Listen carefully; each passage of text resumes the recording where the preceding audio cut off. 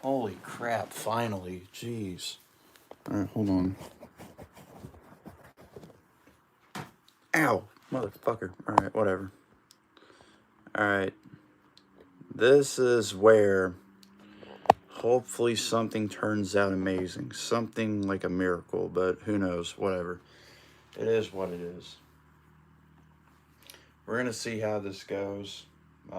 This isn't what I intended on doing today as a stream, but we're here. So, yeah. This is going to be quite interesting. Okay, I can even spell today. Why can I not spell? Yeah, let's just go ahead and find this here. Okay. Pretty sure there's already a bunch of other people watching other streams probably, but who knows? Could be wrong. But, yeah. Man, I'm gonna have to share this with everyone. Alright. Share. Of course. Alright, at least gonna have to watch this. Might as well send this to Joey also, I guess. This is horrible. Okay. MVR, I guess, also. Yeah, I don't know who else I could possibly get. I mean, yeah, this is going to be quite interesting. No one's probably going to show up, but this may as well be an attempt, I guess, that I'll try. So, yeah, it is what it is, though. Down in Ruoff Mortgage Victory Lane, whether you're searching for your first home or your next, Ruoff Mortgage is by your side every step of the way. Visit ruoff.com to learn how. It's time now for the main event on Talladega weekend here in East Central Alabama. The Yellowwood 500 in the NASCAR Cup Series about to go under the green flag. Pace car has the field in tow as they come up off of turn number 4, and the pace car will dip down to pit lane. They wait to get the start and to call the start of the Yellowwood 500 for the Motor Racing Network. Here's Grand Rapids, Michigan's Jeff Striegel. For the 109th time, the NASCAR Cup Series in action at the Talladega Superspeedway, race number 31 on the season. It is the Yellowwood 500 Talladega in its green. Eric Almirola in the Ford. On the inside, he's got a teammate right behind. To the outside, that's Joey Logano. They had to turn 1 for the first time. Side by side into 1, but now the low line will get the advantage. Eric Almirola squeezes out into the lead. Chase Briscoe will pull downstairs into a side-by-side battle for second with Joey Logano, who runs the high lane. Joey Logano was slow to get started with the green flag flew, but here comes the outside line as Joey will lead that effort in the middle of the racetrack. Matter of fact, he's going to get enough drafting help to ease up alongside Eric Almirola. Side by side for the lead on the first lap. Got Almirola to the lower side of the racetrack. Logano in the middle lane. They ride wheel to wheel all the way through turn 4. Chase Briscoe works along the inside lane, right behind Almirola. A clean first lap for the 38 drivers in the Yellowwood 500. Back to the tri-oval. Lap number 1 goes in the books. It's a side-by-side. Reason why I'm streaming on a different account is because, well, my actual channel got suspended for a whole week. Not because of the streams. It was a video that I posted like a year or 2 ago, and I guess it had something to do with hate speech. That's what YouTube reported it for, which I call bullshit on, and I sent out an appeal, and they came back rejecting it. So yeah, I don't know. It was a video that I posted like 2-3 years ago. It was one of the Minecraft videos. It had nothing to do with you, Riley. It was some other different video. Second, and with the help from Larson, Logano, a nose out in front. Now he's lead by Hardwick to the tri-oval. Here comes the pack rolling off of turn number 4, rolling through the tri-oval at 194 miles an hour. It's Logano. Right behind him, Kyle Larson, still working down on the inside is Eric Almirola. Logano's got the opportunity and the real estate if he chooses to cross over to the bottom of the racetrack. So far, he has not. That'll leave him in that second groove, sole possession of the lead. Almirola and Larson for second. Perhaps maybe Logano not taking that opportunity to low lane, because if he does, that leaves Kyle Larson a clear shot at the lead. Right now, Larson tucked up tightly behind Logano. Meanwhile, Almirola has help downstairs from Chase Briscoe. Then Riley Herbst along the outside lane. He's right behind Larson, who's behind Logano, but Almirola's moving forward. The inside lane starts to advance. Headed off turn 4 at Talladega. Couple of Stewart Haas Racing Ford Mustangs occupy the inside line, first and second in that row. That's going to be Eric Almirola. He's being chased and drafted along with Chase Briscoe and others, but Logano again from the outside lane leads by inches. Just by half a car length, maybe less now, and back comes Almirola, creeping up on that low line, hugging the double yellow stripe at the bottom of the racetrack. Seesaw battle for the lead, exits turn 2 and races up the Alabama Gang Super Stretch. Here comes a 3-wide line about mid-pack. It's Alex Bowman who'll lead that line of cars with about 9 others stacked up behind him. All that trapped to the high side of the 33-degree banking in turn 4. Tries to get something going, but still trying to find the traction to move forward. Back up front, Logano, outside lane, moves up to challenge Almirola. And that 3-wide battle is from about 15th on back. Alex Bowman leading that outside charge. Meanwhile, at the front, locked together again. Joey Logano continuing to pound away on the outside. By the way, to the people that are in here, share this to everyone, like as many people as possible. Either if it's throughout Instagram, Snapchat, TikTok, wherever it's at, just share this stream, because I know we're not going to get a bunch of people in here, because this isn't a channel that I usually do this shit on, but hey, you know what, it is what it is. So yeah, I'll be back on my main channel though next week, so yeah. Lead that 3-wide attack. He jumps in line right in front of Denny Hamlin. I don't even know why I made a second version of Eric Almirola. I should have just said that, hey, use this channel, because you know, this used to be a channel that I used to use a lot, and now I'm using this as like a plan B, I guess, whenever I get suspended for shit that has nothing to do with copyright. It was a freaking hate speech report, which again, I reviewed the video. I didn't see anything wrong with it. It was just a Minecraft video that I posted like 3 years ago. It was one of the court videos, and I mean, yeah, I don't know. It was weird. Logano squirts out with the lead all by himself, but they are flanked in 3-wide formation behind him. He'll quickly be gobbled up by the middle lane. Now the inside and outside lanes will catch him. Logano by a fender 3-wide for the lead at Talladega. Logano getting swallowed up by Almirola, Chase Briscoe, Brad Keselowski. All on the move, all along the inside lane. Off turn number 4, Eric Almirola back to the point. One of the most beautiful. By the way, to the people that are in here, like the stream, that way maybe it may help the stream get recommended more. I don't know.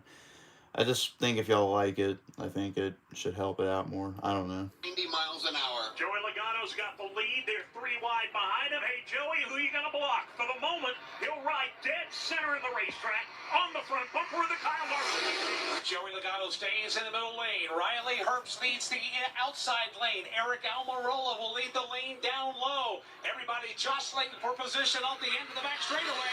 Now Logano again out in sole possession of the lead for now. Here comes Eric Almirola once again, sets back to work along the inside with Chase Briscoe, his teammate, right behind him. Logano with Kyle Larson squaring up behind him.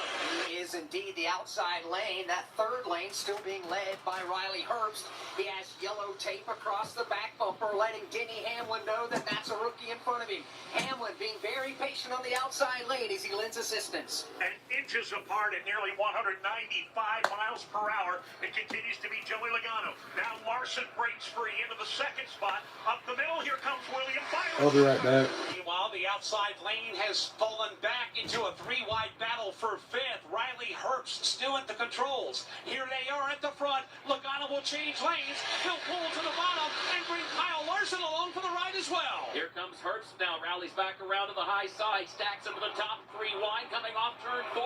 But Logano at the bottom of the racetrack has the lead. He's got it by a car length over 3 wide, 9 deep. Joey Logano, the safe one, out front. Ross Chastain, by the way, up 11 spots early on. He's moving to the front. Meanwhile, it's Joey Logano, Kyle Larson running the bottom of the racetrack. Maybe not for long, though. Up on the outside lane, here comes William Byron. Willie B pulls even down with Joey Logano. They get close at the exit of turn number 2. Logano and Byron for the top spot. The front 6 positions are in double wide formation. The entire field is 3 wide behind them. Close quarters racing this afternoon in the early going at Talladega.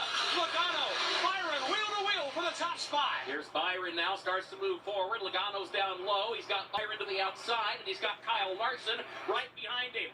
Enter Ryan Blaney. He's part of the mix here as well. He's right behind William Byron. That third lane to outside of the Talladega Super Speedway beginning to fade just a bit. Riley Herbst continues to chug along there with Denny Hamlin, Alex Bowman, and Chris Buescher. Meanwhile, the battle for the lead continues. Joey Logano has got it. He now has moved up a notch to block off the run of William Byron. That leaves the bottom lane open. Here comes Kyle Larson. He wants a piece of the lead on the backstretch. Logano sole possession of the lead to the back straightaway. Kyle Larson leads the lane down low. Riley Herbst leads the lane topside. Logano right now in that middle lane. That's the most potent lane of them all. Logano out in front. Now Byron breaks free for second. With Blaney behind him and Kyle Larson to their inside, right in front of Eric Almirola, who runs in the 4th position along the bottom side of the racetrack. The lead battle works its way back to the tri-oval. Unbelievable racing early on, 10 down, and here's a quick look at the top 10. It's going to change by the time they get back here. Joey Logano is going to lead them across the line. William Byron is right there, followed by Ryan Blaney, Kyle Larson, Austin Dillon. That is your top 5. Eric Almirola goes 6, followed by Martin Truex Jr., Chase Briscoe, Todd Gilliland, and Brad Keselowski. 10 down, long way to go. It's Joey out front at the moment. eBay Motors is here for the ride. 120,000 miles of night drives, daily commutes, and who knows how many. Are we there yet? Through countless fixes, elbow grease, and a new radiator, you kept your ride alive. With eBay Motors, you have over 122 million parts to keep it running. And with eBay Guaranteed Fit, they'll be the perfect fit every time. Plus, at these prices, well, we're burning rubber, not cash.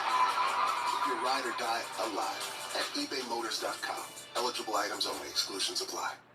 Hey y'all, this is Ronte, and a little thing I love about the Chick-fil-A honey pepper pimento chicken sandwich is the pimento cheese. I was like, go cheese, go pimento, go honey, go get it. Hi, this is Chantrice, and a little thing I love about the Chick-fil-A honey pepper pimento chicken sandwich is the mild spiciness of the pickled jalapenos. No, it's the crispy chicken. Actually, I can't decide. It's the entire sandwich. Order the Honey Pepper Pimento Chicken Sandwich on the Chick-fil-A app today. Available for a limited time. Real Chick-fil-A guests paid for their testimonials.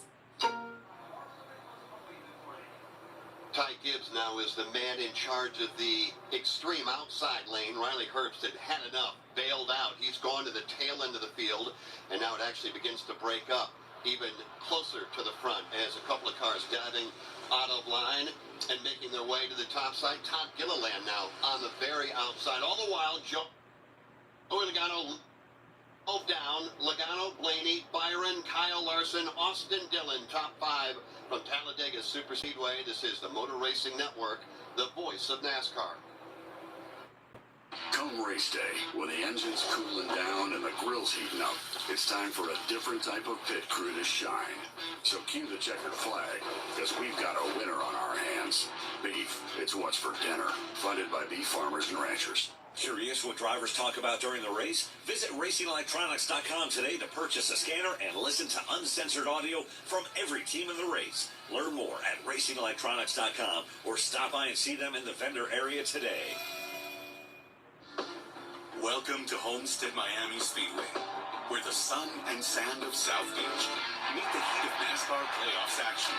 An Xfinity and Truck Series doubleheader on Saturday, a Cup Series playoff showdown on Sunday, and a South Florida fiesta all weekend long. Experience NASCAR playoffs weekend at Homestead Miami Speedway, October 21st and 22nd. Get your tickets now at homesteadmiamispeedway.com.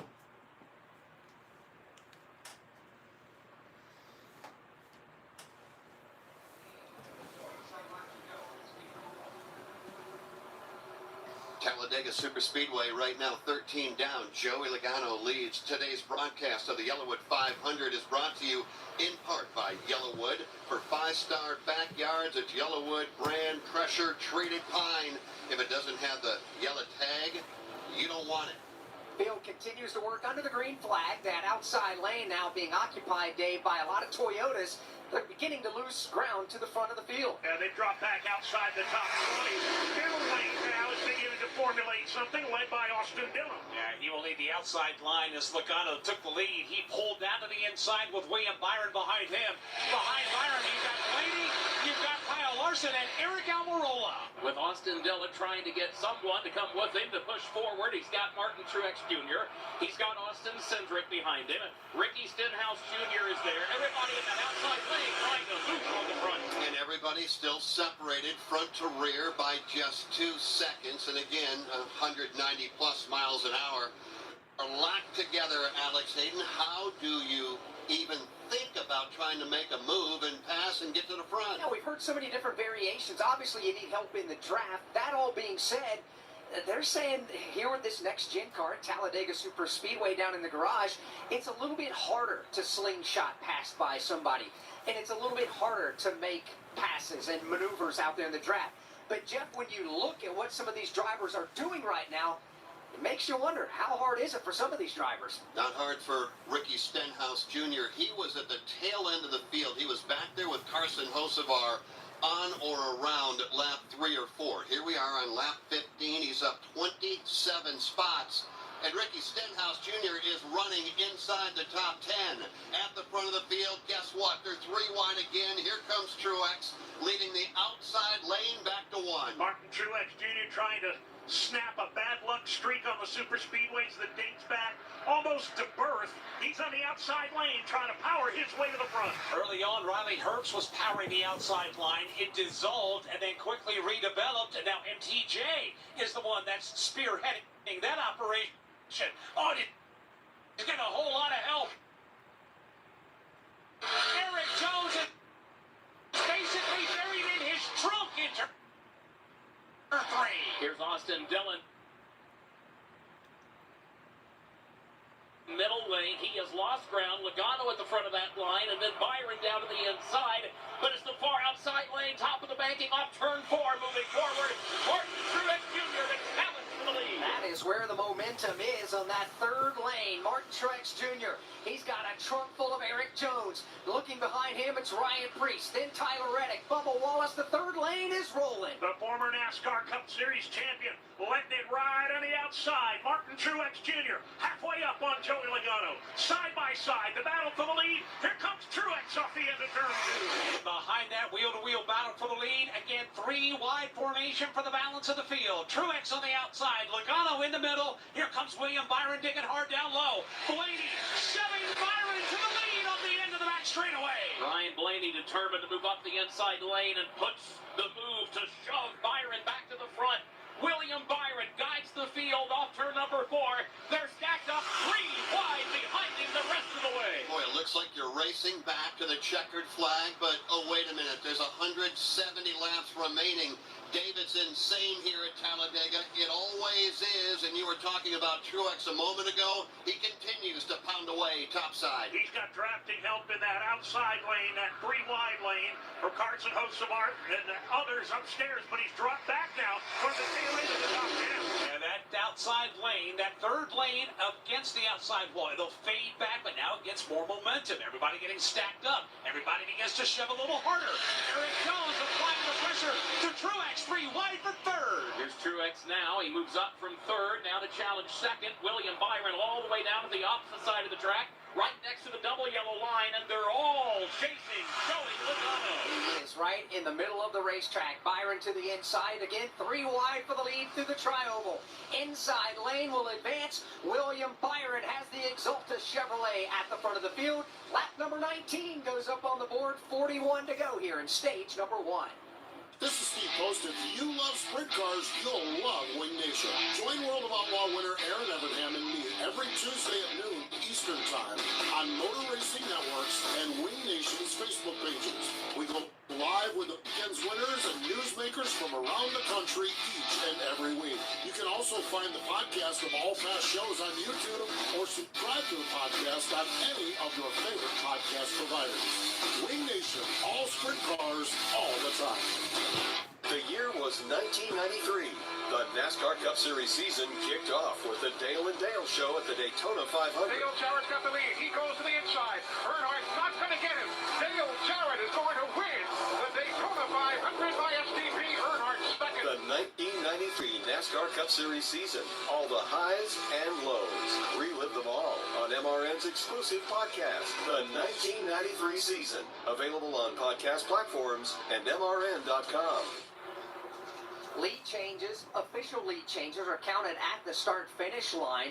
As of right now, we've had 7 different lead changes officially. This time by Joey Logano is back at the front of the field, but he only led by about a half a car because he has Austin Dillon and Martin Truex Jr. flanking him as they work through turns 3 and 4. From Talladega Superspeedway, this is the Motor Racing Network, the voice of NASCAR.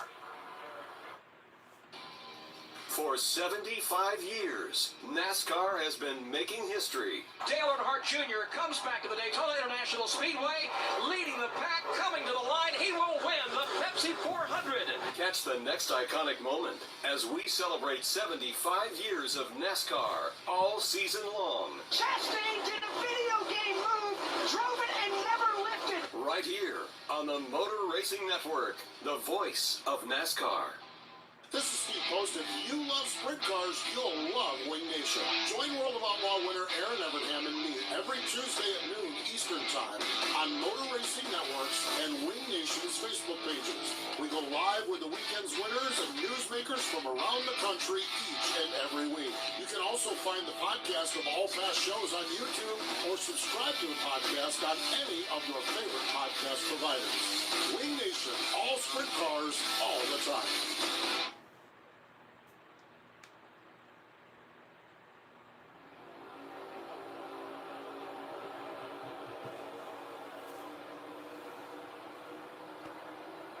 Here at the Talladega Superspeedway, still under the green flag. Joey Logano led that last lap, but Mike Bagley, he's not going to lead this time. Martin Truex Jr. powered by to the outside. So does Jones. So does Ryan Preece. The front 3 now. New leaders at 3. Ryan Preece changing lane on the run back into corner number 3. Goes from right, left, dives to the bottom of the racetrack. Ricky Bobby to the lead. Ryan Preece by a fender off turn 4. Boy, just does not Ricky let up Bobby. lap after lap after lap. Ricky Bobby's gonna lead at Talladega. Shake and bake, baby, Ricky Bobby. New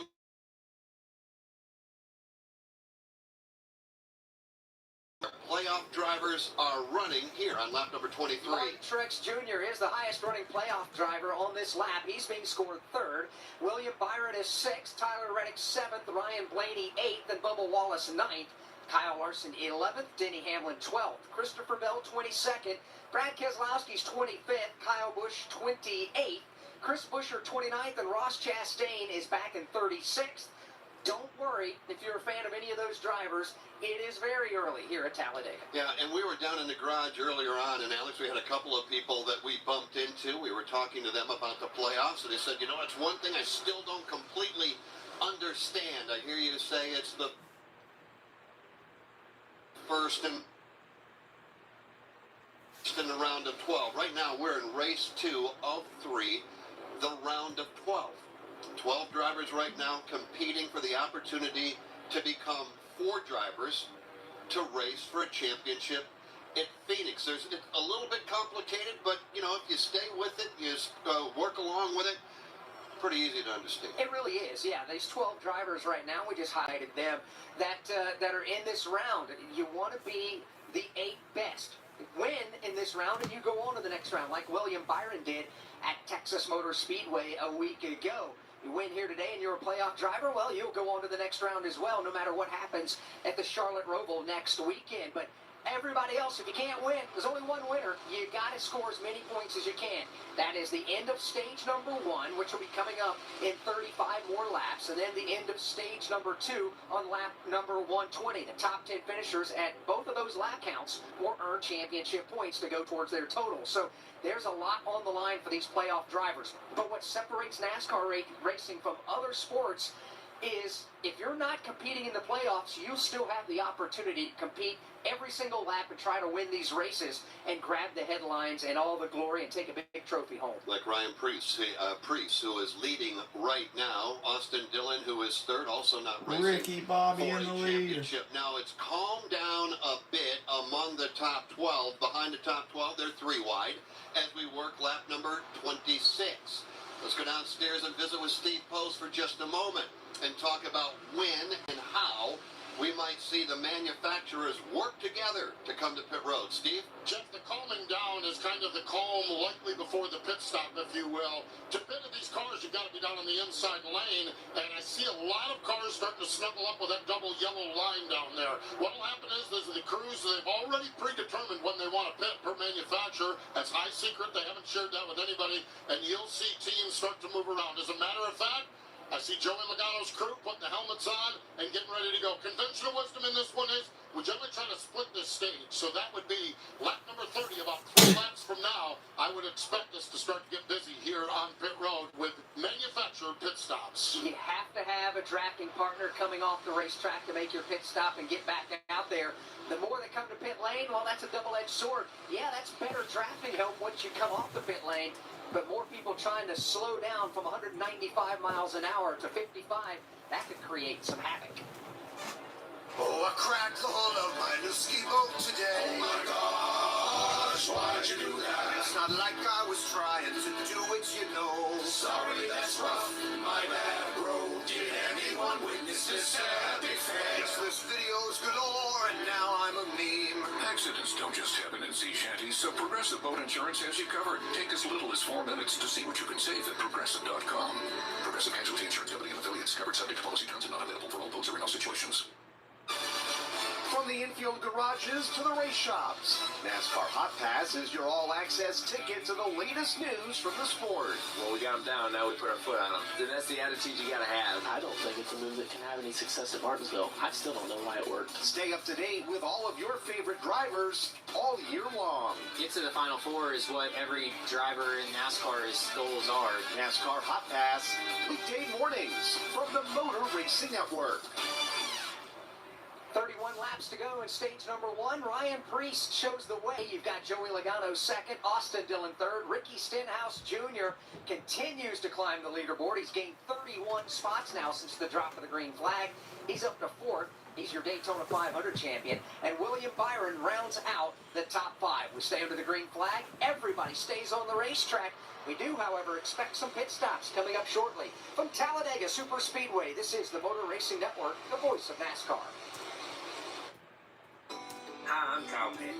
You may know that Victory Junction provides fun, adaptive, and life-changing experiences for kids with all levels of abilities, serious illnesses, and chronic medical conditions. But did you know that camp is free for the children and families we serve? Your support helps every camper build a foundation to live their best life. Make your gift today at victoryjunction.org/donate and fill your heart race. Looking for motorsports coverage you can't find anywhere else? Look no further than the Motor Racing Network's lineup of weekly podcasts. NASCAR news and interviews on NASCAR Live and NASCAR Live Wide Open. NASCAR Cup Series Insight on Crew Call. NASCAR Grassroots Racing News and Talk on NASCAR Coast to Coast. And Sprint Car Talk on Wing Nation. All these and more available on podcast platforms and MRN.com.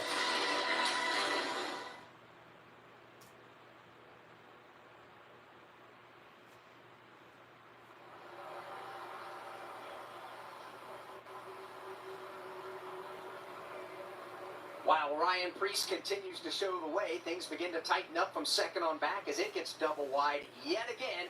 29 laps to go in the stage when we come back around to the start-finish line.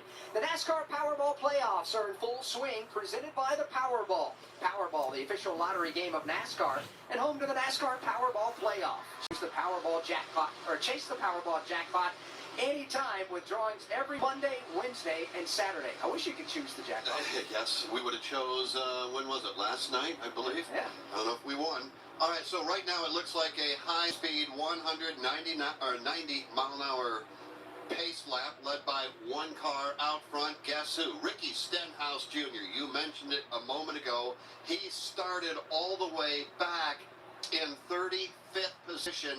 31 laps later, he is leading now yet again at the Talladega Superspeedway. Question is, when will they come to pit road? Pit road speed just 55 miles an hour.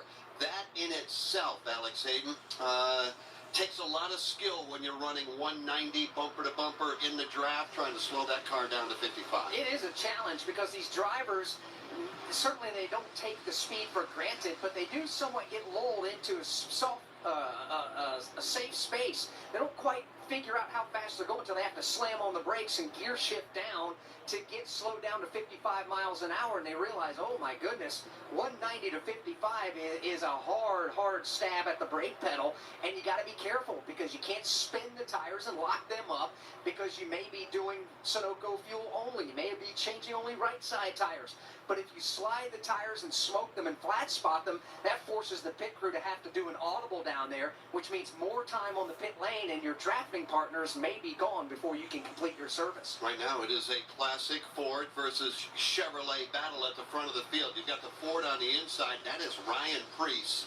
To his outside, that's the Chevrolet of Ricky Stenhouse Jr. They come across the line side by side and stay that way back to one. Here they come into turn number one. Down on the bottom of the racetrack is Ryan Preece. You can throw in your standard issue Ricky Bobby. To the people joining, thank you guys so much for stopping by. This is actually my old channel, so if you guys don't want to miss out on the streams, I will be streaming back on my main channel next weekend. Yeah, guys, if you want to click on that link and subscribe, I appreciate that a lot. But let's enjoy today's stream and not have to worry about anything. Behind him, but it is Ricky. But again, guys, thank you so much. Not a surprise to see Eric Jones at the front of the field here at Talladega. He's got top 10 finishes in 6 of his last 7 Talladega races, including a 4 in a row, which is more than anybody else in the field as he continues to race to turn 1. Ricky Stenhouse Jr. continues to lead the way. Jones now to the outside on Ryan Preece. That's the battle for the number 2 position. Stenhouse just riding about halfway between the row and Preece. Matter of fact, Stenhouse looked like the pace car coming out of turn 2, just splitting both lanes, now sliding up and jumping up in front of Eric Jones. That leaves the lane down low, but once again, Logano shoves Preece to the lead. At the same time, here comes Eric Jones behind Ricky Stenhouse Jr. Jones playing a big role in helping shove Ricky to the front of the field a couple of laps ago, and now they keep up again.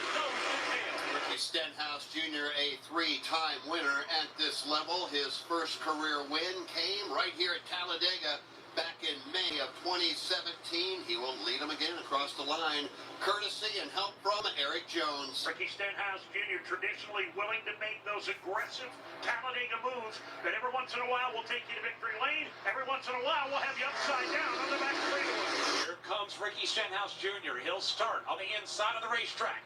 Now he'll change lanes. He'll jump up in front of Jones. He'll come back to the bottom. He'll jump up in front of Preece. Ricky Stenhouse Jr. dancing around both lanes, having it both ways in 3.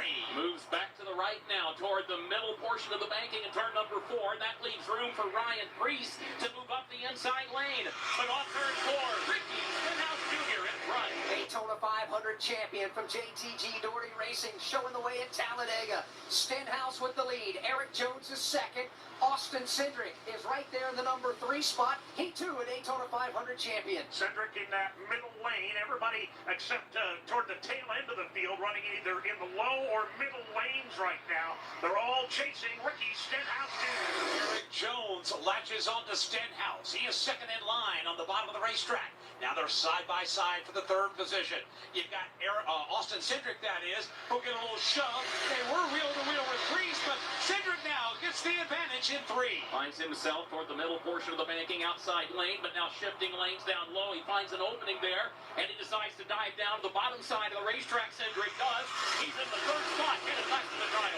Alex Hayden, we are 37 laps in, 38 cars running in a pack, still separated by just seconds. This is amazing. It really is, and that is why so many people pack the grandstands here at the Talladega Superspeedway, let alone the infield and all the RVs, tents, campers, and the surrounding campgrounds.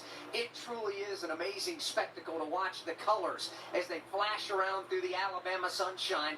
Right now at the front of the field, Ricky Stenhouse Jr. has Eric Jones lined up on his back bumper, and we're getting dangerously close, Jeff, to these pit stops. These fuel tanks are starting to run a little bit on the dry side, so we're going to have to see some pit stops here in the next couple of laps. Yeah, they're stretching it, meaning that we may see more than one manufacturer come at the same time. Typically, we'll see the Fords, then the Chevrolets, and the Toyotas, and not necessarily in that order, but one at a time. They continue to empty the fuel cell, meaning, Dave, it could be likely that we've seen more than one manufacturer on pit road at the same time. Yeah, indeed. That's very likely the case, as jumbled up as things are right now. They've not had much luck at all in getting into single file down on the bottom. We've actually got 3 rows from the midway point back to the tail. Leaders to the back straightaway. Ricky Stenhouse Jr. throws a block. He'll jump up in the outside lane, quickly snap back down to the bottom. Outside lane, full head of steam as new leader Ty Dillon will lead him back to 3. Ty Dillon, his red and black machine at the front of the field over to turn 4. Ricky Stenhouse Jr. is down to the inside. Justin Haley has entered the picture. He leads the outside lane of traffic. Here there comes some of the Ford Mustangs going to peel off the racetrack. Lap number 39 goes up on the board. Ford Mustangs, green flag stops. We start with Georgia Henneberry. You're right about that. The Fords come down. The pit lane, Ryan Blaney is in. He says the balance is good on the car. They fill it up with fuel. He takes off. Harrison Burton and his bow. They are filling that car up with fuel as well. No tires. They're down and away. Jason Floyd. Austin Cedric, fuel only. It's Ryan Priest, 2 right side tires and fuel for him. Eric Almirola, 2 right side tires and fuel. Steve Post. Right side tires for Chase Briscoe, a little bit of a loose race car. Joey Logano, fuel only. Kevin Harvick, fuel only. Ford pit stops here on lap number 39. We'll keep an eye on pit road, guys. The other manufacturers will be coming down soon. 11 Fords come onto pit road together. They all leave pit road together, and now here come the Chevrolets off of turn number 4 and headed to pit road. A number of the Chevrolets pitting together. Georgia, here they come. It is a drag race down pit road. William Byron makes it to his pit stop. He says that the car feels good other than a bit of tire fall off. They fill him up with fuel. There is going to be no tires. Daniel Suarez also among those on pit lane with Kyle Busch. Jason Toy. Kyle Larson, fuel only this time with Sunoco fuel. He's out of the way. Austin Dillon, he's getting fuel only. He had to try to work his way around Brennan Poole. Also in Chase Elliott with Sunoco fuel. Steve Post. Fuel only to call for Ricky Stenhouse Jr. is fuel only for him as well. Eric Jones gets fuel only. A couple of the front runners, Ross Chastain brought him second up. Attention to the crew here on lap number 40. Look up off of turn number 4. Let's see what the Toyotas will do. They are going to stay on the racetrack.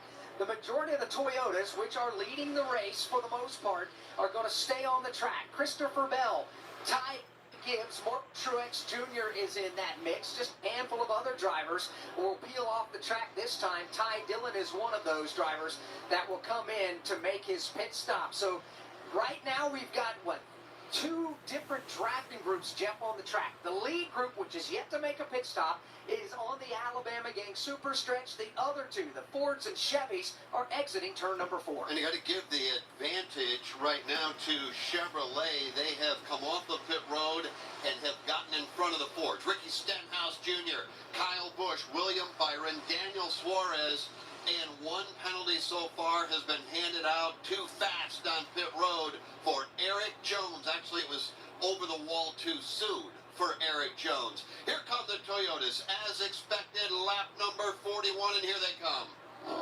Tyler Reddick makes the attention to his crew. They're going to fill it up with fuel only. They rip the tear-off off. Corey LaJoy, Michael McDowell also on pit lane. It's fuel only for all 3 cars. Jason. Denny Hamlin is in for no tires. Sunoco fuel only. Same thing for Ty Gibbs. Also in Todd Gilliland making a stop this time around. Steve Post. Bubba Wallace in for fuel only. Martin Truex Jr. The same call. The same call for Christopher Bell as he's down and away.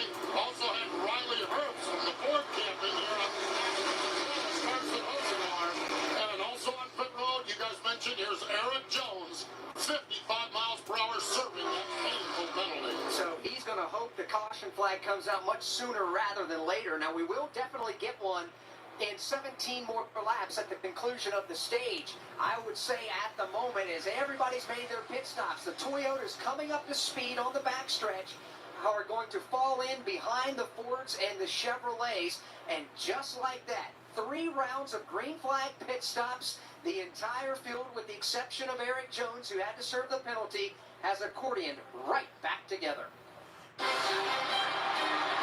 we're back with the action. Coke Zero Sugar might be the best Coke ever. That's right, Jim. With an irresistible taste and zero sugar, Coke Zero Sugar is a must-try for any sports fan. So make sure you... Wait, Jim, I didn't mean try it right now. We're still on the air. Best Coke ever? Take a taste, Jen. Really? No, not right now, Jen. We got a game to call. NASCAR's next generation of stars driving the NASCAR Craftsman Truck Series. And here they come. Zane Smith now will try to advance his way to the lead. Catch the excitement of every race right here. NASCAR has made it official. Zane Smith is a back-to-back winner at the Daytona International Speedway in the opener. On the Motor Racing Network, the voice of NASCAR. 12 official lead changes now among 9 different drivers. Austin Cindric has his turn at the front of the field, followed by Ricky Stenhouse Jr., Ryan Blaney, William Byron, and Kyle Busch up to the number 5 spot. From Talladega Superspeedway, this is the Motor Racing Network, the voice of NASCAR. There's a lot to say about the deliciousness of steaks, burgers, and kebabs, and the wonders of a summer cookout. But we figure, why go through all the trouble when beef can speak for itself? Just listen. Translation, beef. It's what's for dinner. Funded by beef farmers and ranchers. Not getting enough of your NASCAR Live fix on Tuesdays? Well, we've got you covered. The NASCAR Live Wide Open podcast drops every Thursday and has the sport covered from all angles. Long shots this weekend. Eric Jones, former Southern 500 winner. From top 5 list to a weekly look at the odds, NASCAR Live Wide Open offers a fun and unique look at the sport we all love. Subscribe to NASCAR Live wherever you listen to podcasts. Get ready to put the pedal down and go wide open every Thursday.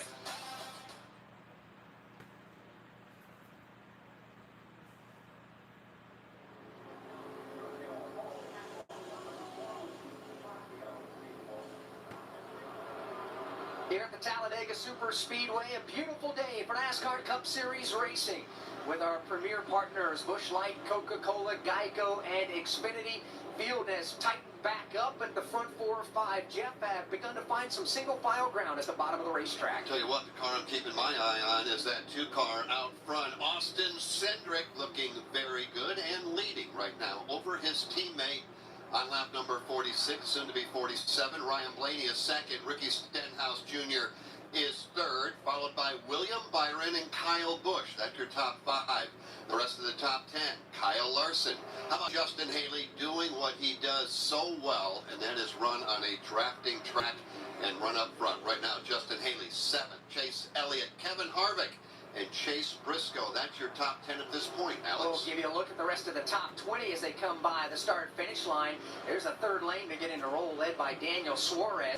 Currently scored in 11th is Suarez. Brad Keselowski is 12th. Eric Almirola is 13th. Chase Briscoe 14th. Austin Dillon is 15th. And Chris Buescher 16th. Ross Chastain 17th. Christopher Bell is 18th. Alex Bowman 19th. And Harrison Burton is 20th.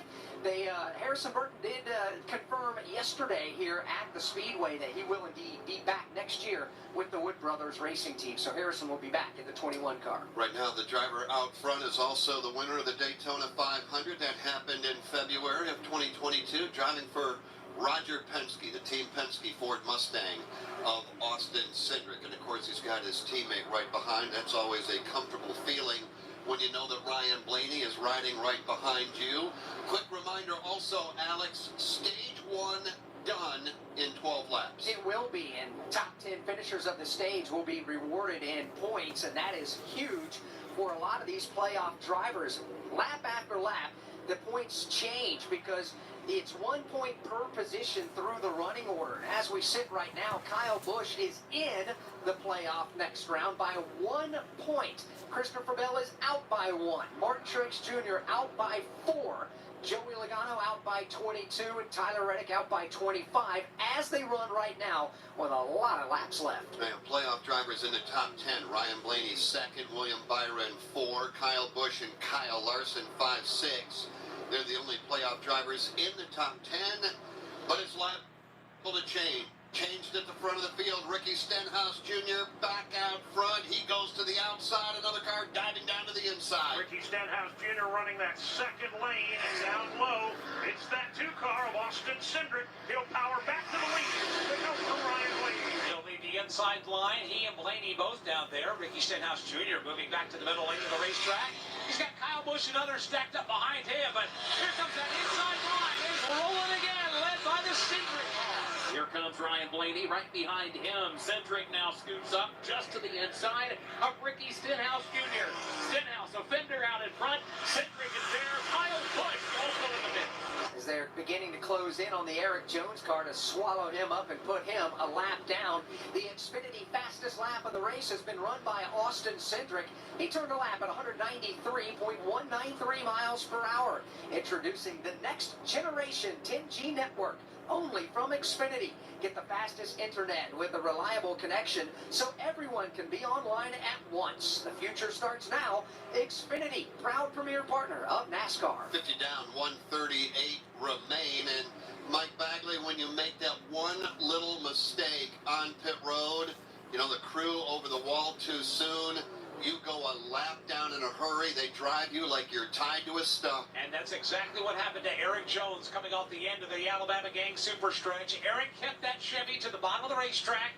The leaders shifted their lanes over just slightly enough to bypass him, and Eric Jones has gone 1 lap down. Good news for him, he's the only car 1 lap down, so the day is not necessarily over yet for Eric Jones. No, it's not, and with a caution coming up at least in 9 more laps at the end of the stage, there is jeopardy, though, for Eric Jones in the form of Brennan Poole, who is by himself on the racetrack in turn number 3. As fast as that lead draft is going, Jeff, they are going to swallow Brennan Poole up in a hurry, too.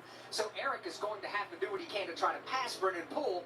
Brennan's going to have to do what he can to keep Eric Jones behind him to be the beneficiary of that free pass. Well, Eric was able to get into the pack and at least ride with them as they begin to close down. Like you said, there's no doubt about that. 8 to go in the stage.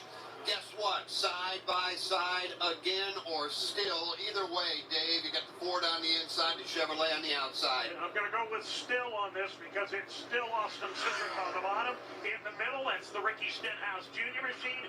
Both of them had at least 15 drafting partners on the back bumper. For the moment, Cindric goes away. And he is free and clear of the lead coming out of turn number 2, but here comes the outside line. It's rolling with Ricky Stenhouse Jr. Here comes the inside line again. It's Cindric, Blaney, Byron, Larson, and Chase Elliott down. To the new people stopping by in here, thank you guys so much for stopping by. If you can, please subscribe to my main channel. That's where I usually do my streams at. This is just an unordinary thing that I do. I mean, I usually don't stream on this channel. So again, guys, if you don't want to miss out on these races, click that subscribe button on my main channel. There's a couple of links I've posted there in the chat, so if you can, go ahead and do that for me. But besides that, continue to like the stream. That way we generate more people in here. That way we at least, you know, let them know that, you know, I'm not a fake person. I'm not trying to scam y'all. I'm actually showing the streams, or the race. So yeah, but again, guys, if you want to, go ahead and subscribe to my main channel. There's a couple of links in chat. There should be. They all lead to the same thing. So yeah. So, and he shoves Cindric right up the inside lane back to the front of the field. But again, guys, thank you. Number 4, Austin Cindric, standing tall at Talladega. Now, way back outside of the top 12 or 15, the Toyotas are hooking up. yet again, and they're doing so with 6 laps remaining. They pounded away and made headway last time they did this day. They're going to do it again right now. Getting ready for some stage points to be handed out very shortly. It's Ty Gibbs leading that third lane up high, predominantly Toyota power. Gibbs on the outside moving up. That third lane is up to about mid-pack territory as the leaders once again begin to work their way up the back straightaway. Going to work around some lap traffic. The Brennan Poole car that'll force the leaders pretty wide for a moment on the end of the backstretch. Here's Ricky Stenhouse Jr. now. He finds his way up to the high side, tries to draw alongside of Austin Cindric. Can't quite get there. Cindric, plenty of help in the form of Ryan Blaney. Along with William Byron, right on the bottom side of the racetrack, and a host of other cars there. Just to the second lane, that's Ricky Stenhouse Jr. He's got Kyle Busch, Justin Haley, Kevin Harvick, Ryan Preece now beginning to work. Here they come into turn number 1, still side by side for first and second place. That third line, no further up than about 12th, maybe 15th spot. Here comes Stenhouse back on the outside. Right in front of the outside for Stenhouse. He is in the middle lane of the racetrack. Matter of fact, he's going to clear, get the lead. Matter of fact, Kyle Busch is going to get second, free and clear. But again, Blaney shutting into a side-by-side battle with Haley. Here's Haley now just to the outside of Cindric, who stays rooted down low. Still has Blaney behind him, but in the meantime, Ricky Stenhouse Jr., the outside lane, he's out in front of the field. And that row of Toyotas has busted up significantly. Todd Gilliland jumped up in front of Michael McDowell, and a number of the Toyotas then bailed out, but it may be reforming right now. Ty Gibbs going to the outside of the racetrack. He's back around 14th to 16th position. He's got drafting help upstairs, but not quite organized enough to make a run as Stenhouse leads the way down. Again, for anyone that's confused, no, I do not stream on this channel. This is the first time I've done a live stream on this certain channel in a long, long time.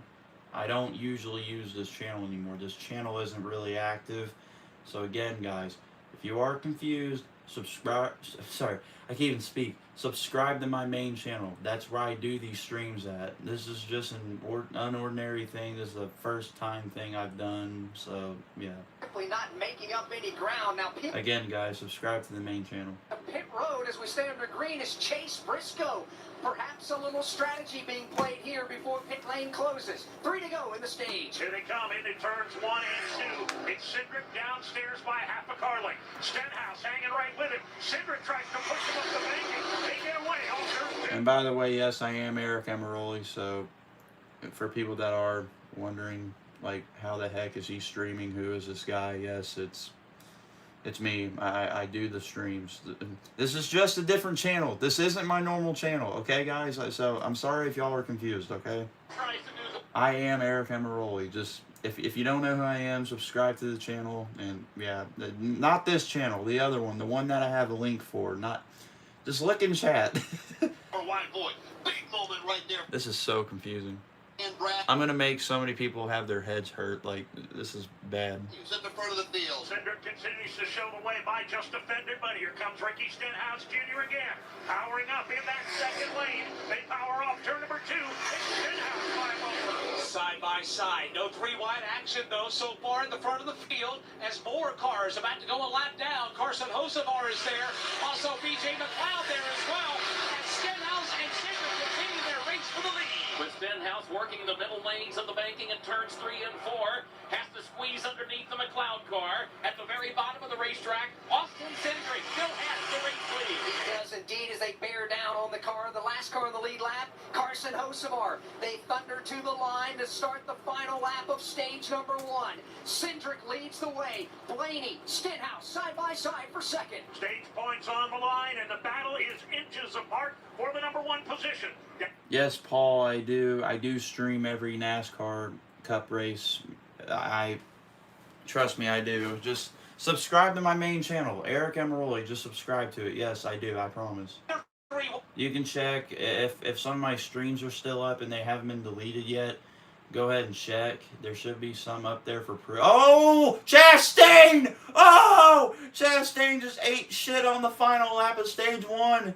Everybody else will avoid. Chastain makes contact with the safer barrier. It looked like it was going to be the big one, but only Ross Chastain involved with a problem off the end of the back back straightaway. That will put us under the caution flag for the very first time this afternoon. The yellow flag is out, and the green and white checkered flag is out also. And we'll wait to make sure that we have an official rundown on the top 10. And we do. It's going to be Ryan Blaney, William Byron, Kyle Larson, Chase Elliott, and Alex Bowman. That is your top. Okay, to the 230 whoever people are in here, do not subscribe to this channel, okay? Because I literally just refreshed my page. We're at 212 now.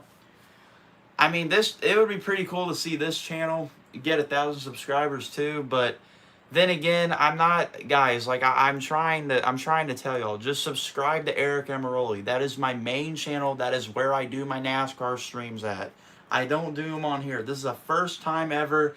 This will probably be the only time ever, unless something else does happen to my main channel. So again, guys, please subscribe to my main channel.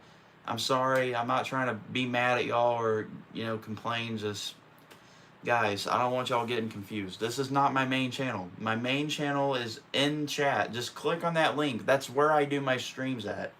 This is the only time I'm ever streaming on this channel. Ever. Doubleheader on Saturday, a Cup Series playoff showdown on Sunday, and a South Florida fiesta all weekend long. Experience NASCAR Playoffs weekend at Homestead Miami Speedway, October 21st and 22nd. Get your tickets now at homesteadmiamispeedway.com. Stage win number 4 for Ryan Blaney. Stage 1 is complete here at Talladega. It was Ricky Stenhouse Jr. running out of fuel, going into 3, trying to get out of the way. Up the racetrack he went. Problem was for Ross Chastain, he was there also. Ross Chastain, heavy-duty damage. We'll update you on Ross when we come back from Talladega Superspeedway. This is the Motor Racing Network, the voice of NASCAR. Hi, I'm MRN lead pit reporter Steve Post. Go behind the scenes each week with me and championship-winning crew chief Todd Gordon for MRN Crew Call. Really proud of those guys and what they put together. Where we talk to first-time winners. Crew chief for Trackhouse Racing, Travis Mack joins us, and champions from the NASCAR Cup Series. Your 2022 championship-winning crew chief Paul Wolf to the Craftsman Truck Series. The championship-winning crew chief with driver Zane Smith joins us. You can download MRN Crew Call wherever you get your podcasts. The year was 1993. The NASCAR Cup Series. Guy, it's in chat, bro. It's in this chat. Jeff Rudder, streaming this race on YouTube will get you suspended longer. Jeff, do you understand how long? Okay, he doesn't know how long I've been doing this for. Jeff, listen. I have streamed races multiple times, multiple years. I've never gotten suspended over copyright. I've only gotten suspended because of a video that I posted like 2-3 years ago all of a sudden got reported for having hate speech.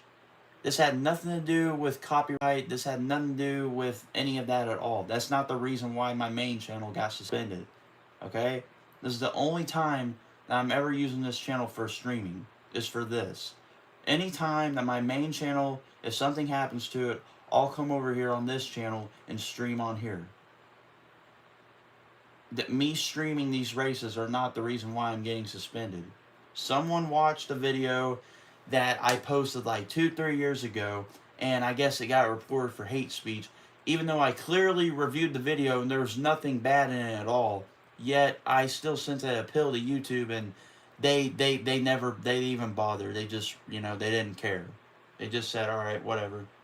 So, Jeff, that's a whole different thing. That's people. Okay, here's the difference.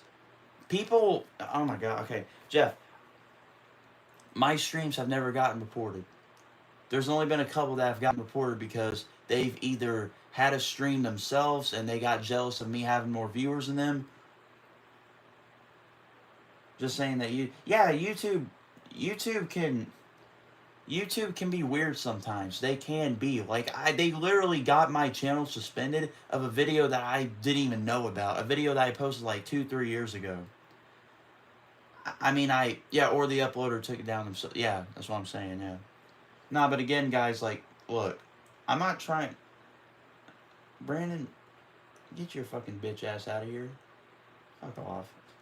Shut up, we don't care.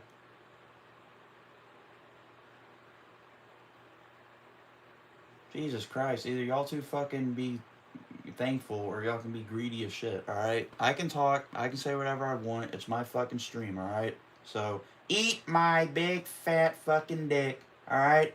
I don't care. Go ahead and cry to your fucking mom and dad or whoever. I don't care. I'll be a fucking toxic person if I have to be, alright? I don't care. I could honestly care less. What are they going to do? Show up to my house and then what? Like, what are you winning? What are you achieving? You're achieving nothing.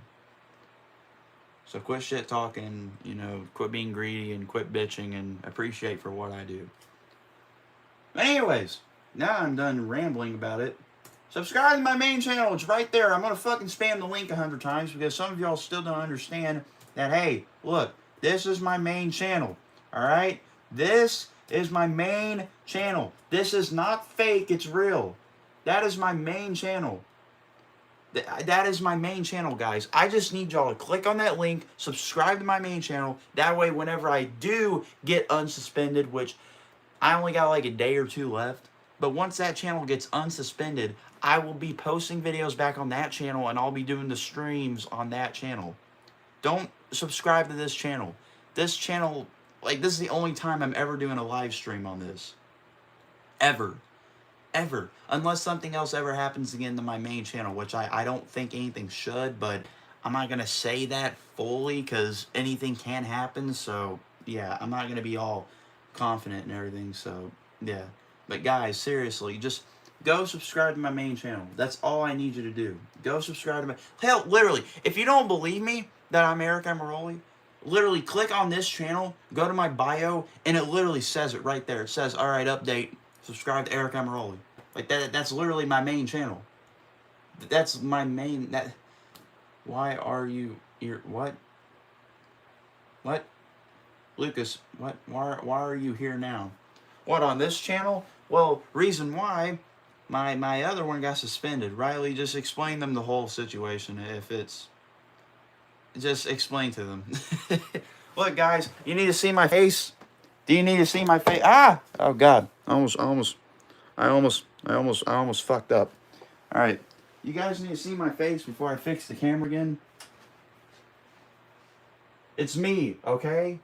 Yes, I don't look like the most beautiful person in the world, but listen, it's me, alright? I am Eric Amaroli. God damn, I don't know how much more proof y'all need. I mean, y'all think I'm using a deep fake filter? I mean, what the fuck?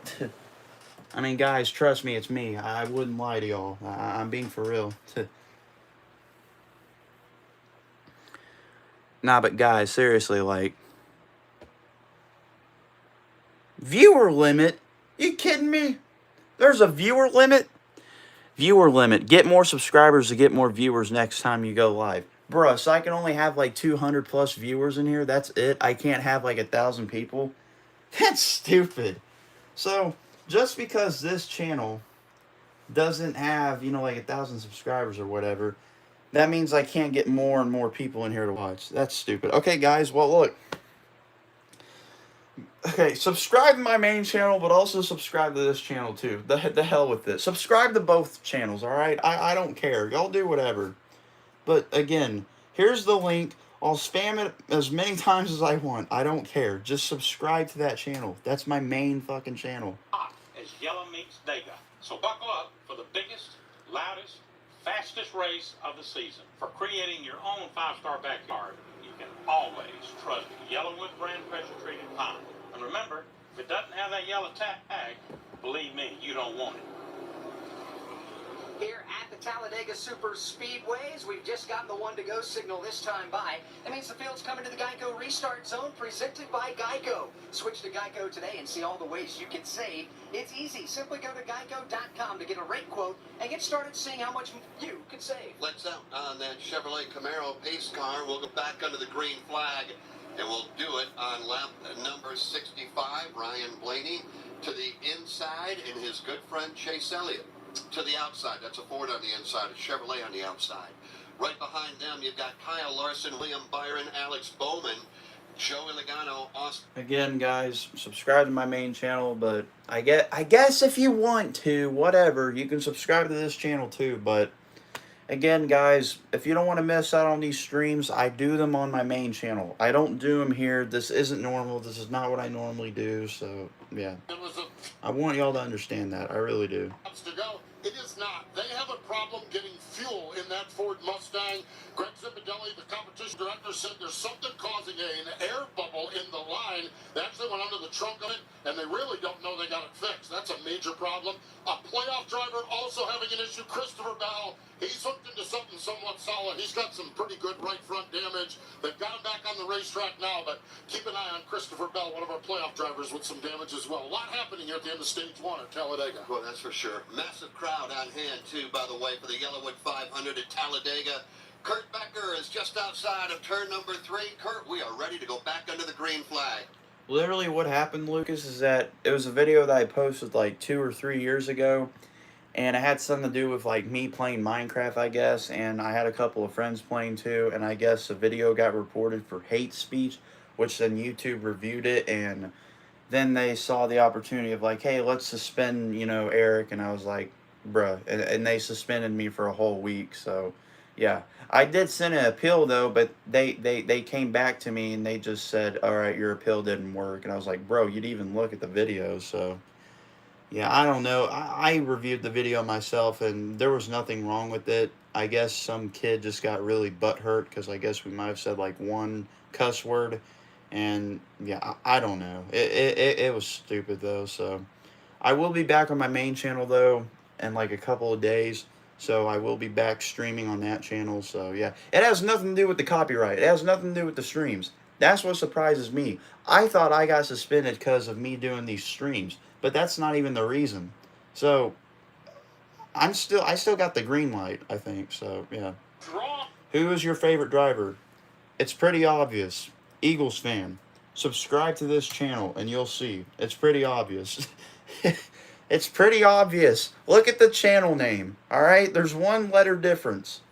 Who do you think my favorite driver is? We're not doing good. We're absolute shit. But still, the only other driver I like is Christopher Bell. Only because he's from my state. He's from Oklahoma. Out the rest of the day, obviously, glad I take back Georgia if I could. They were trying to go 4 wide. When they slowed down that much, I just thought I could slide through there. Just wasn't not the right move. So we'll regroup and go to Charlotte. Regrouping it is. That's Ross Chastain. Ross Chastain will finish in last place, 38th today. He's a playoff driver. He's going to have his work cut out for him at yeah, no, my driver we're not good. final race of this round of 12 on the racetrack. Here, I'll make a football joke since you're an Eagles fan. My driver and we're like the Denver Broncos. We suck. Got drafting help from Elliott's teammate downstairs. That's William Byron.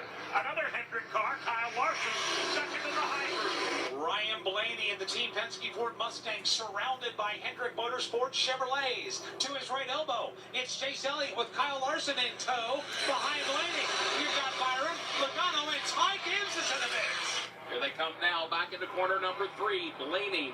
Again, guys, subscribe to my main channel. What? Bruh. Yeah, and that's a strong outside lane as well, Kurt Becker. Chase Elliott working the outside of Ryan Blaney. Then you've got Kyle Larson. You've got teammates right there. You've got Chase Elliott, Kyle Larson, Alex Bowman, all lined up, bumper to bumper. Trying to put the spurs to the ponies in that outside lane, but so far able to do no more than just get into a side-by-side battle at the front of the pack. What the fuck? They're side-by-side at the front of the pack. They're side-by-side through the field, all the way to the back of the pack. Up front, Blaney down low. Elliott up high. Each car with driving help. Now Blaney gets the shove into the lead. And that is courtesy of William Byron, who's right there behind him, just inches from the back bumper. Chase Elliott looking for some help. Teammate Kyle Larson is right there. And throw in Alex Bowman at the outside lane. Which means 4 Hendrick Motorsports Chevrolets inside the top 5. The only spoiler in that party is the Ford Mustang leading the way from Team Penske. That's Ron Blaney. Will they find a home? Sponsored by Geico. Susan has always wanted to live in a chateau. I like a certain je ne sais quoi. While Jake is more into the Cape Cod style home. It's a classic look. Compromise is tough, but these two won't have to compromise when they bundle home and car insurance with Geico. It's easy, and they can save even more. In the end, Susan and Jake found a Cape Cod style. Alright, well, I'm trying to reload my stream on my laptop, and it doesn't even seem like I can watch my own stream, because I guess so many people are already in the stream. It has a limited amount of viewers. So, like, I like, it's stupid. I can't even watch my own fucking stream. I can't even watch my own stream. Bro, it won't even show chat. It won't even show chat. Bro, that's so stupid. What the fuck? What the fuck? Bro, that is so weird. We're at 244 subscribers on this channel. Why? Guys, I literally told y'all, go subscribe to my main channel. It's called Eric Amaroli. Oh my god, this is... I need a bunch of people to leave. That way I can get back into the chat, because this is annoying. Come race day, when the engine's cooling down and the grill's heating up, it's time for a different type of pit crew to shine. So cue the checkered flag, because we've got a winner on our hands.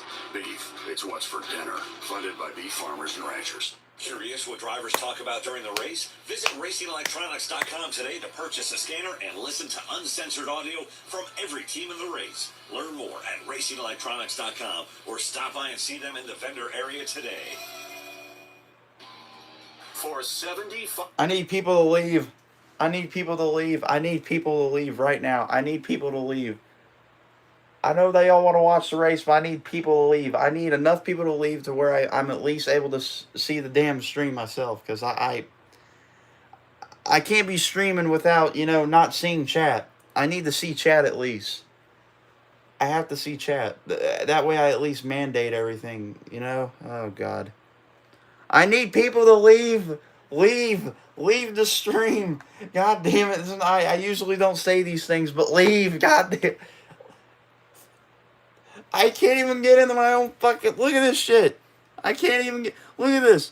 Video unavailable. If a channel has less than 1,000 subscribers, we limit the number of... I need people to leave. I need people to leave so I can get back in my stream. Please. Oh, I'm back. Yes, let's go. I'm back. All right, people can join. People can come back. I'm back, guys. People can join back. Don't worry about it. People can join. People can come back. All right, you guys are welcome to come back. All right. Harvick making his last start. We're good. Talladega, We're good. Top 5, and it's going to change at the line. Then you've got Ryan Blaney, he's 6th. Eric Almirola, Ryan Preece, William Byron, and how about Corey LaJoie? No surprise there, Alex Hayden. He's running in 10th. Not surprised at all. 11th is Joey Logano. Kyle Busch is 12th. Ty Gibbs 13th. Justin Haley is 14th. And Eric Jones, who got the free pass on the caution, is back to 15th. Tyler Reddick is 16th. Ty Dillon 17th. Austin Dillon 18th. Harrison Burton is 19th, and Ricky Stenhouse Jr. is 20th. 21st, Michael McDowell, 22nd. Chandler Smith, followed by Todd Gilliland. Martin Truex Jr., 24th. Brad Keselowski, 25th. Christopher Bell, 26th. Jeez. Followed by Chase Briscoe, Bubba Wallace, A.J. Allmendinger, and at the moment, Denny Hamlin is 30th. 31st is Chris Buescher, 32nd. Cause it's jam time! Riley Herbst is being scored the last car on the lead lap in 33rd. 1 lap down in 34th is Carson Hocevar. 1 lap down 35th is B.J. McLeod. Brendan Poole is 36th, 1 lap down. J.J. Yaley's still chugging along. He's 3 laps down in 37th. And 1 car out of the race after the crash in turn 3. Playoff driver Ross Chastain will finish 38th. 27 lead changes at the stripe, and at the stripe only. There have been several more around this racetrack. In fact, it's happening again as Austin Cindric now out front by inches over the Chevrolet of Alex Bowman. We expect this when we come here to Talladega, this meaning excitement and wheel-to-wheel racing, and this has not disappointed. Not one bit. From the top of the green green flag, and now 75 laps into this thing. Again, guys, if you haven't already, subscribe to my main channel. Quit subscribing to this one. I mean, it's cool to see this channel grow too, but damn, I mean, subscribe to my main channel. That's where I do my streams at. They're still side by side for the lead. Chevy on the bottom. You've got Ford top side. On the bottom of the racetrack, you've got Alex Bowman. Top side, Austin Cindric. Right now, Bowman's getting a lot of help from Elliott and Larson. Chevrolets and teammates stacking up along the bottom lane of the racetrack with a whole big line of Fords working to the outside. Coming off turn number 4, the Chevy of Alex Bowman, the Ford of Austin Cindric. You also have the Ford of Kevin Harvick right there. Mentioned just a moment ago, he is making his last start here at the Talladega Superspeedway, running to the outside right now of Chase Elliott. That is row 2, Alex Hayden, and doing what Kevin Harvick has done for his entire career, and that is run up front. Yeah, he is. And in 45, now 46 Cup starts here at the Talladega Superspeedway, Kevin Harvick has been to Ruoff Mortgage Victory Lane here, albeit some 13 years ago, back in 2010. The last time Harvick won on a superspeedway was in 2010 at Daytona, when he did that, as well as here at Talladega. So Kevin Harvick has been in the hunt every time we've come here since 2010, obviously, and he's had good race cars prepared by his crew chief, Rodney Childers, and they've been in the mix, but just sometimes you gotta have Lady Luck smile on you just a bit. Harvick has not had that here in the last full of tries here at Talladega. His 46th career and final start at the Talladega Superspeedway for the 60-time winner. The 47-year-old driver from Bakersfield, California, right now is running third to Austin Cindric and Alex Bowman. And we're back with the action. Coke Zero Sugar might be the best Coke ever. That's right, Jim. With an irresistible taste and zero sugar, Coke Zero Sugar is a must-try for any sports fan. So make sure you... Wait, Jim, I didn't mean try it right now. We're still on the air. Best Coke ever? Take a taste, Jen. Really? No, not right now, Jen. We got a game to call. Looking for motorsports coverage you can't find anywhere else? Look no further than the Motor Racing Network's lineup of weekly podcasts. NASCAR news and interviews on NASCAR Live and NASCAR Live Wide Open. NASCAR Cup Series Insight on Crew Call. NASCAR Grassroots Racing News and Talk on NASCAR Coast to Coast. And Sprint Car Talk on Wing Nation. All these and more available on podcast platforms and MRN.com. They are 3 wide yet again, and here comes Eric Jones. He has the outside lane rolling, and Eric Jones is going to take the lead up in turn number 3. We have 41 laps to go in stage number 2 from Talladega Superspeedway. This is the Motor Racing Network, the voice of NASCAR. Hi, I'm Kyle Petty. You may know that Dickey Junction provides fun, adaptive, and life-changing experiences for kids with all levels of abilities, serious illnesses, and chronic medical conditions. But did you know that camp is free for the children and families we serve? Your support helps every camper build a foundation to live their best life.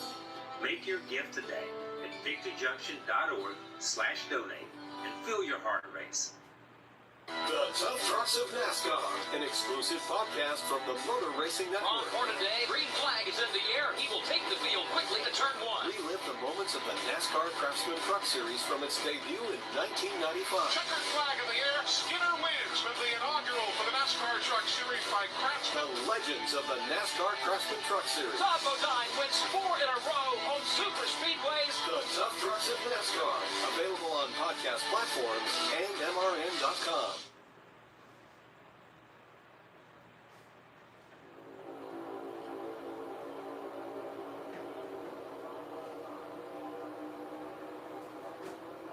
In 1 lap, he goes from 1st to 7th, talking about Eric Jones. But they are 3 wide on the back straightaway in front of Mike Bagley. They're 3 wide for about the 5th position on back. Up front, here's Chase Elliott. He's going to shove Bowman to the lead. Matter of fact, Bowman and Elliott out front 1 and 2. With Kyle Larson moving up with them. So, Hendrick Motorsports goes 1, 2, 3, all lining up along the bottom lane of the racetrack. And then the Ford of Ryan leading the fourth. And then you get back to the fourth Hendrick Chevrolet at the bottom lane, and that is William Byron. Those first three Chevrolets from Hendrick Motorsports are able to clear the second line for the moment, but here comes Austin Cindric with a full head of steam. Mr. H paying pretty good attention right now as all four of his competitors are in the thick of it at the front of the pack. They're all trailing. Alex Bowman, Chase Elliott rides in second. Larson is third. Cindric rolling up the outside. Side by side for position number 4. That's where Cindric is rolling up the middle. Ryan Blaney to his left elbow. Here comes Cindric, though. He's going to get a shove from Kevin Harvick. Who gets a shove from Eric Almirola? Who gets a shove from Ryan Preece? All of that traffic lining up toward the outside. Meanwhile, the bottom lane of the racetrack still has the momentum. Alex Bowman hugging the double yellow line. He's at the front of the field, headed toward the title. And speaking of the front of the field, it is all Fords and Chevrolets. The highest running Toyota, 12th, Ty Gibbs. Then you've got to go all the way back to 22nd before you find Denny Hamlin and the rest of the Toyotas. Is that by design, Alex? Yes and no. I mean, it is Talladega, and we are only at lap number 82 of 188. So there's been Toyotas mired back there. So they've got to get off sequence to do their pit stops. We saw that. They went 2 laps later than the Chevrolets, 3 laps after the Fords. But they simply don't have the strength and numbers that the Chevys and the Fords do by virtue of car count on the speedway when it comes to friendly drafting help out there. And when you look at that, it kind of spells out the fact that Toyota has not won a race on a drafting track. And that's Daytona, Talladega, and now Atlanta Motor Speedway. Toyota has not won a race on a drafting track in a next generation car. The last win for Toyota on a drafting track was this race 2 years ago, when Bubba Wallace won here in October at Talladega. Well, they're going to have more help in the Toyota camp next year. One of those drivers will be Eric Jones, and he's got it rolling again, Dave. On that high outside 3-wide lane, Eric Jones with trusty up for Ricky Stenhouse. That outside line's a pretty potent one right now, enough to shove Eric Jones to the lead. Ricky Stenhouse Jr. to second. Those two will come all the way across the lanes of traffic. They'll run the bottom. Now McDowell will lead the outside. He's up to the third position, then Alex Bowman is fourth, shifting lanes down to the bottom side of the racetrack. At the front, Eric Jones, Ricky Stenhouse Jr. making for a strong pair, Chevy and Ford. And Eric Jones at the front of the field showing the way at Steve Post. Not necessarily a big surprise, but they did have to overcome adversity after a pit penalty early on. Yes, Eric Jones' crew jumped off the pit wall early on their green flag pit stop back on lap number 40, and so they had to come down. They lost the lap. They were fortunate at the end of stage number 1 to get the free pass. Boy, they've got a fast race car. They've gone from the back to the front of the field. Eric Jones has something for him here this afternoon at Talladega. Boy, sure does. Down a lap and now back out front and headed to turn number 3.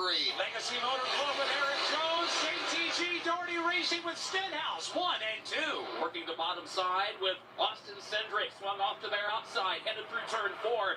Kevin Harvick lining up behind Cindric, and then the extreme outside lane with Michael McDowell.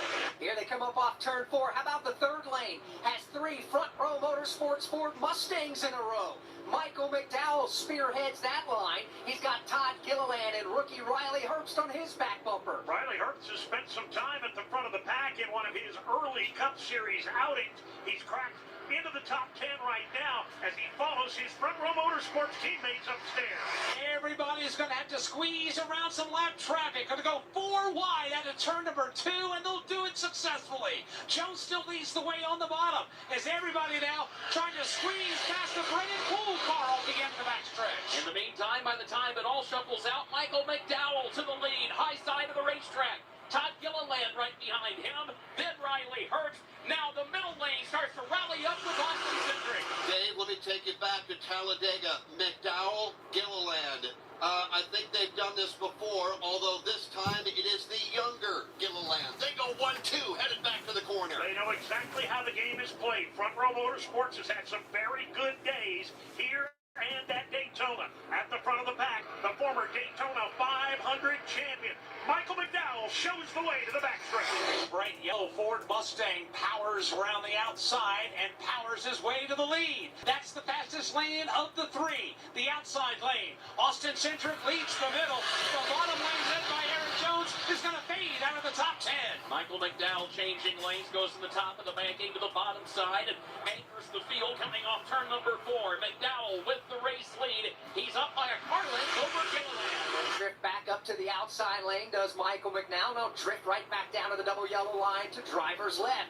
McDowell blocking all lanes. He leads here in the Yellowwood 500. Lap 87 goes on the board.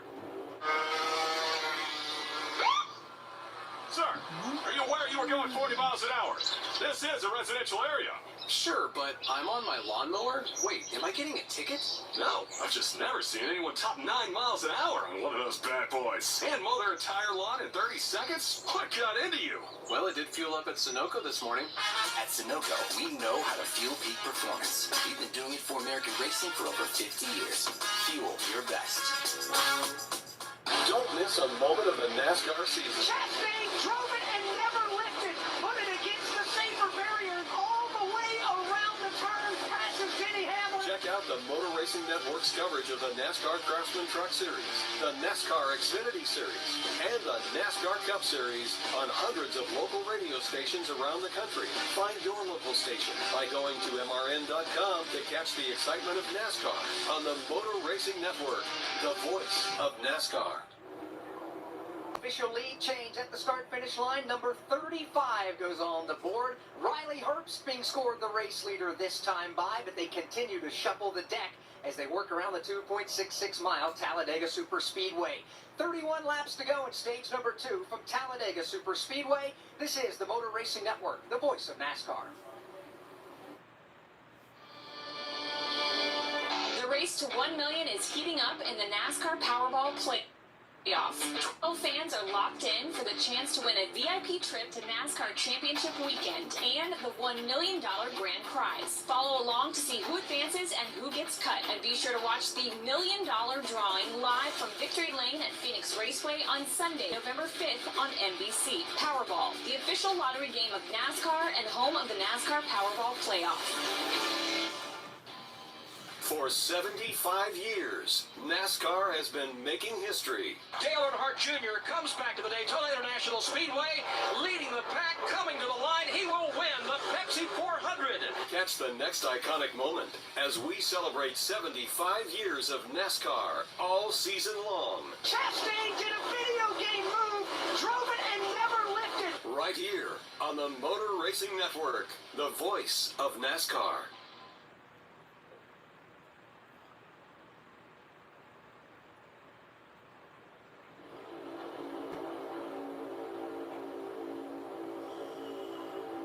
Here at Talladega Superspeedway, lap number 90 in the Yellowwood 500 is complete. We still work under the green flag. We are 30 down, 30 to go here in stage number 2. And if that's any indication, Jeff, from what we saw in stage 1, we may be closing in again on some green flag pit stops. Yeah, I would imagine those will be coming up. We'll check downstairs on that in just a moment. How about the driver that is leading here at Talladega, Alex Hayden? Riley Herbst, last time by, led. He's never led at this level. As a matter of fact, he is making career start, by the way, number 4. He qualified well yesterday, and he, along with his teammates, are having a whale of a day so far. He really is. He was awfully fast in qualifying, the 24-year-old from Las Vegas, Nevada. Having a good day here, but Dave, you can go only as far as the help will allow in a trap, and when you have yellow tape on the back bumper, that may frighten some of the veterans. Yeah, sometimes they're not willing to throw in with the rookie, but they got McDowell on the bottom, Riley Herbst in the middle. All they need is Gilliland to go topside, Mike Bagley, and they got a wonderful little road block. Yeah, they do. It'll be the great wall of front row motorsports. It's pretty potent with just the two of them right now. Here's Michael McDowell. He's the leader. He's to the inside. Herbst to the outside. Back to the bottom goes Gilliland, and he has company there coming off the corner in the form of Eric Jones. Hey, you know, Dave, to go a little bit further on Riley and that yellow tape, yes, you're reluctant to draft with a rookie, but when you've got a mount this strong, man, you saddle up and go right with him no matter where he goes. You're a little more likely to draft with a rookie that's gone to the front twice already this afternoon, has led his fair share of the laps, and has has a car as good as just about anybody out there. All of those things right now describe Riley Herbst. Riley Herbst leads the outside lane. You got Michael McDowell leading the inside line.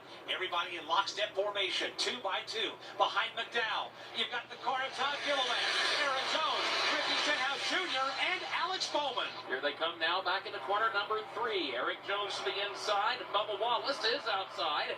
Here's Wallace working along. 3 cars back from the outside lane up to the 5th position. Because the outside lane will move forward yet again. Riley Herbst up front, making his 7th career NASCAR Cup Series start. His career best finish came back in the Daytona 500 in February, where he had a top 10 run, and he leads the way again. He drops down now across the nose of his Front Row Motorsports teammate Michael McDowell. So they'll run 1 and 2 in the low line. Leader of that high green now off the top of turn number 2 is Tyler Reddick. Tyler Reddick will take the golden arches to that leading point of the outside line. He's going to need some help to inch forward. Was in a battle, side-by-side battle for 3rd. Now he is in a wheel-to-wheel battle for 2nd. He is just to the outside of Michael McDowell. This is going on right behind Riley Herbst. Todd Gilliland rides 4th. He checks to the right. There's Bubba Wallace to his outside, headed back to the right. We are working lap number 94. 2 cars out of the event. J.J. Yaley went out on lap 73. Lap 59, we lost Ross Chastain up in a crash in turn number 3.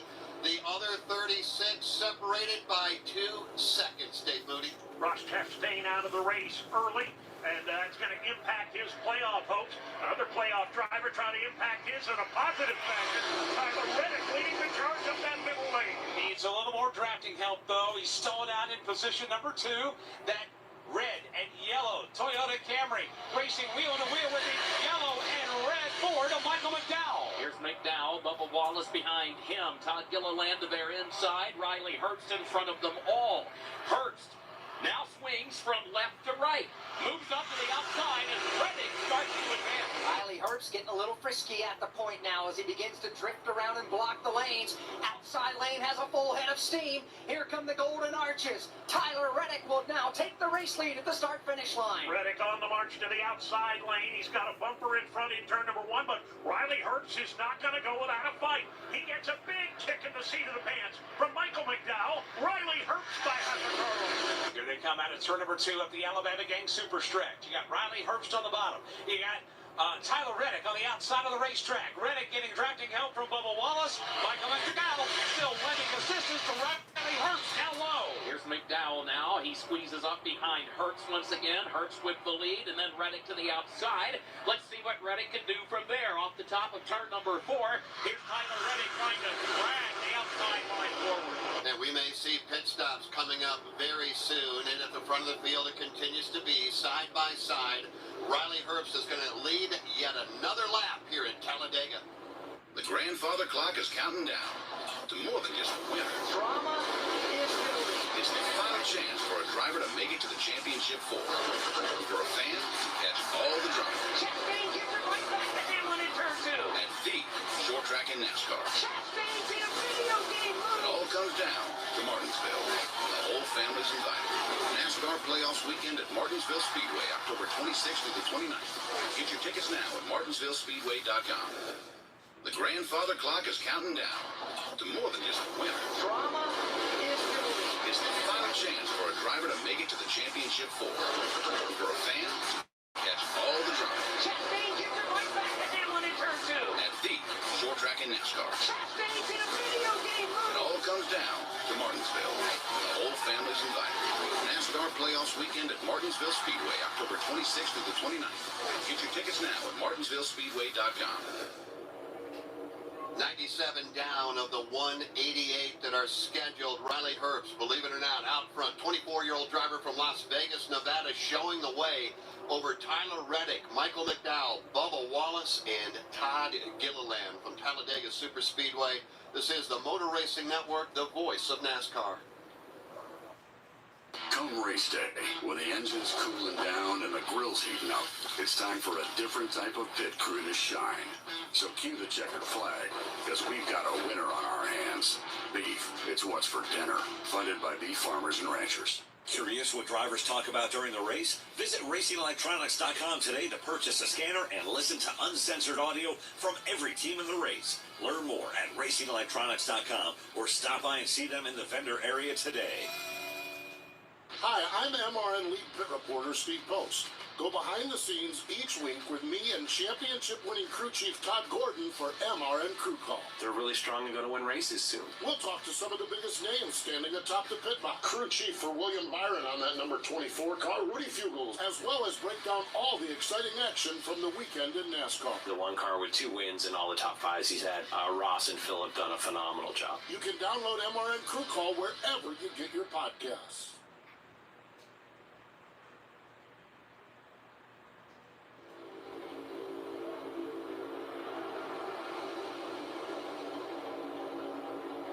It is Riley and Bubba at the front of the field, but there's a third lane forming up and coming to the front. Boy, there sure is. Top side now. It's Tyler Reddick again leading the charge up into the state barrier with Bubba Wallace in tow. Coming up the gun right now, it's Austin Cindric. That'll change as Michael McDowell will slide up and bring Todd Gilliland up into the middle lane, leaving Riley, Hurst, Eric Jones, and Ricky Stenhouse Jr. to fend for themselves down low. Still Reddick up to the high side. Hurts is all the way down to the bottom. And Michael McDowell is in between that pair, headed off corner number 4, 3 wide for the lead at Talladega. Oh, what a sight as the sunshine bounces off the windscreens. They come back to the tri-oval. Outside line prevails. Tyler Reddick with a trunk full of his teammate Bubba Wallace. They'll go to the lead at Talladega. 2311 Racing showing the way in that outside lane. It's Reddick and Bubba Wallace. Right behind them comes Ryan Preece. And then the boss of 2311, Denny Hamlin, coming back to the front. Reddick and Bubba angled their way to the middle lane of the racetrack, got it 2, then they eased back up to lead the outside line. Here's Bubba, strong move, bottom of the racetrack. Reddick goes to throw the blunt, he can't get there. Bubba Wallace to the lead at Talladega. All kinds of momentum for Bubba Wallace, racing back into corner number 3. Michael McDowell will try to jump in and go with him. McDowell up to second. Reddick backslide to third. But there is a new race leader here at Talladega, and his name is Bubba Wallace. But how long will it last? Here comes Michael McDowell busting out of line, going to the front, and he will lead across the stripe. Here they come into turn number 1. Bubba Wallace trying to fight back on the bottom of the racetrack. He'll go side by side now with McDowell. Here comes the third lane. Denny Hamlin up high. McDowell slides up to throw the block. McDowell throws the block on Denny Hamlin coming out of turn number 2. Now McDowell will return to the middle lane.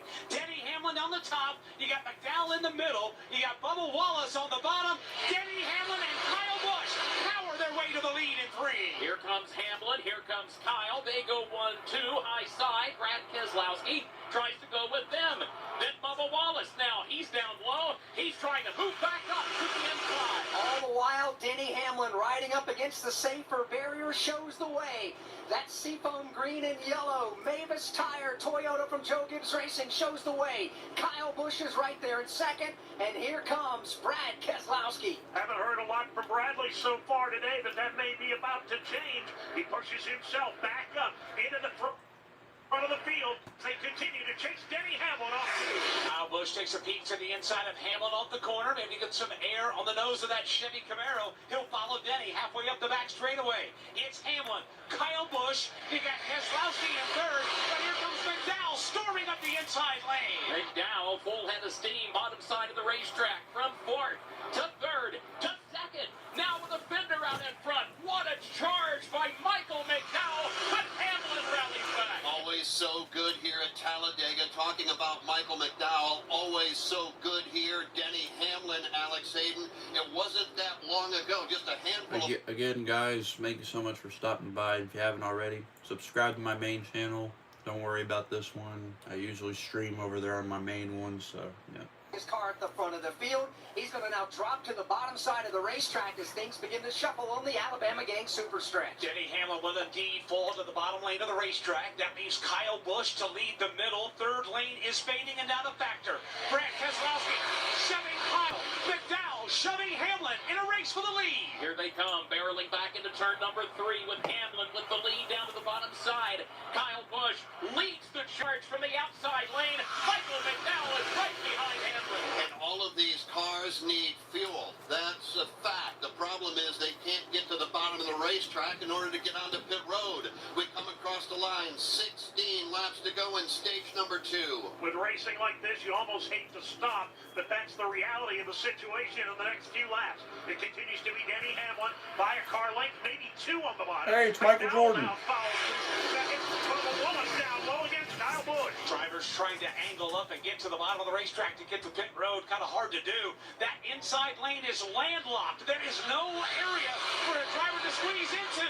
Everybody double wide and 3 wide back to the corner. As a result, Kyle Busch now comes back to the outside, right alongside of Hamlin. Hamlin down low, Busch up near the outside safer barrier. They fill up corner number 4. Hamlin, McDowell, and others head for pit road. The Toyota Brigade now will slam on the brakes and get it down to 55 miles an hour. Bubba Wallace lights up the front tires. Georgia Henneberry. Michael McDowell, Tyler Reddick, both in. It looks like fuel only for McDowell and fuel only for Tyler Reddick. They're both down and away. Jason Toy. 1001, 1002, 1003. It's all it took there for Denny Hamlin. No tires, Sunoco fuel only. Same thing for Ty Gibbs. Also, Todd Gilliland making a stop here in the middle section of pit road. Steve Pope. 3 seconds of fuel, as you said, Jason, for Denny Hamlin. It was 4 seconds of fuel is what Bubba Wallace wanted. He's down and away. Martin Truex Jr. down and away as well, as the Toyotas and Michael McDowell jumping in there with the Toyotas pit gear on lap number 105.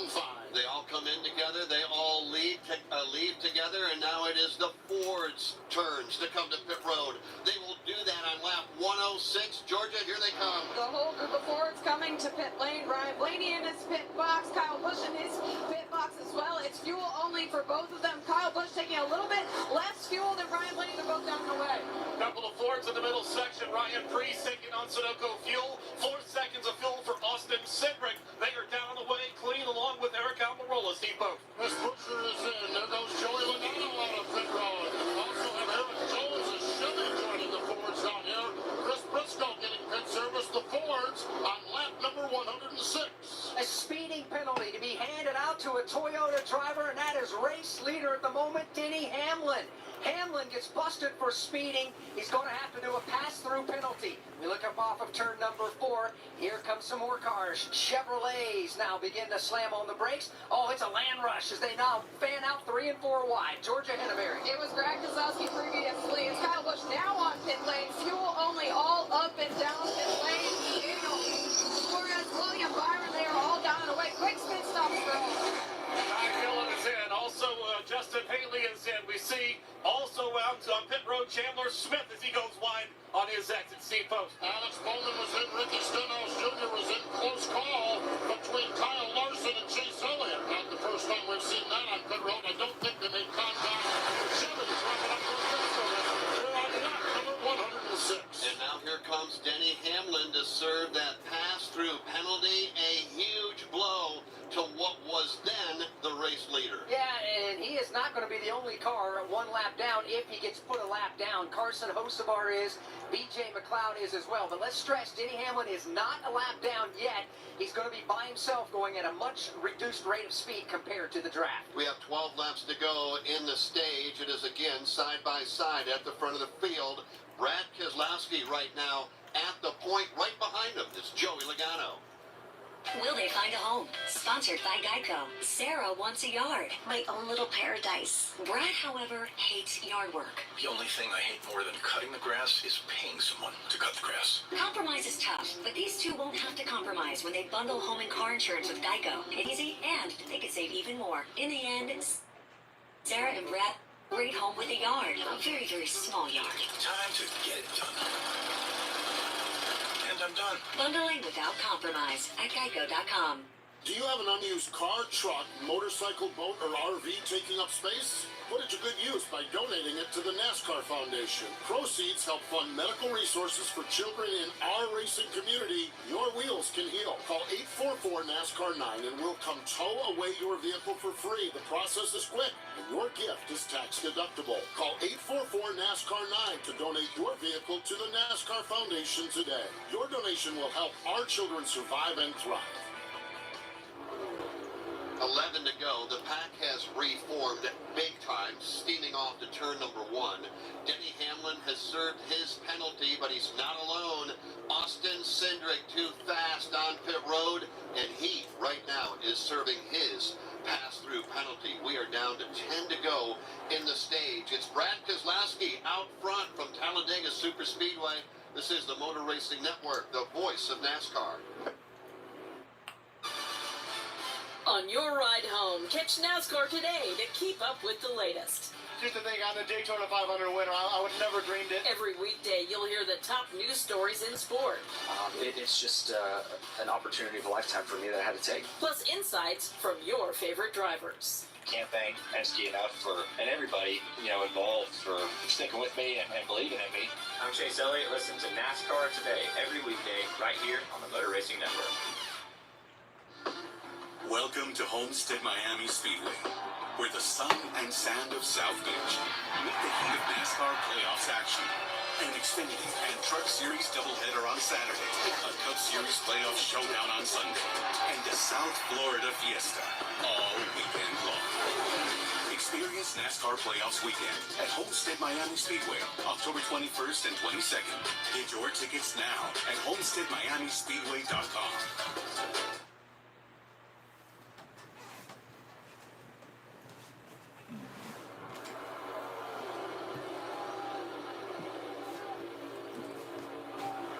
Welcome you back to Talladega Super Speedway. We also salute all of our radio station affiliates around the country and say thank you for being a part of the... Again, guys, if you haven't already, make sure and subscribe to my main channel. That way you don't miss out on these streams. I will be going back over there and streaming more races. So, yeah, well, I mean, I stream all the races. This is the only time I've ever streamed on this channel. So, again, guys, don't get it confused. Just make sure and subscribe to my main channel. This channel, I mean, if you want to, you can subscribe. But I will be doing these streams on my main channel usually. So, yeah.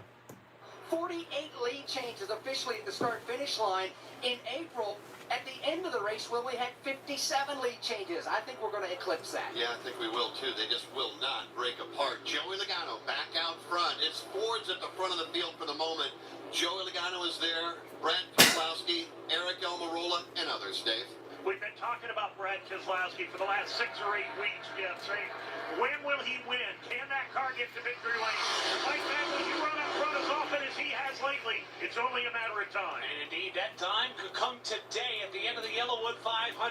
Right now, he is poised and in position right behind race leader Joey Logano. Logano guides the field back into turn number 3. He's at the bottom side of the racetrack. The first driver in the outside lane is Eric Almirola. A lot of Fords at the front of the field right now, headed for the flyover. Make their way back to the line, down to 7 laps to go in stage number 2. Again, top 10 finishers at the end of the stage will earn championship points for the playoff drivers. They are valuable. It's Logano being shoved by another Ford and Brad Keselowski. Keselowski right up under the rear spoiler of the Joey Logano machine, giving him all the help he can stand.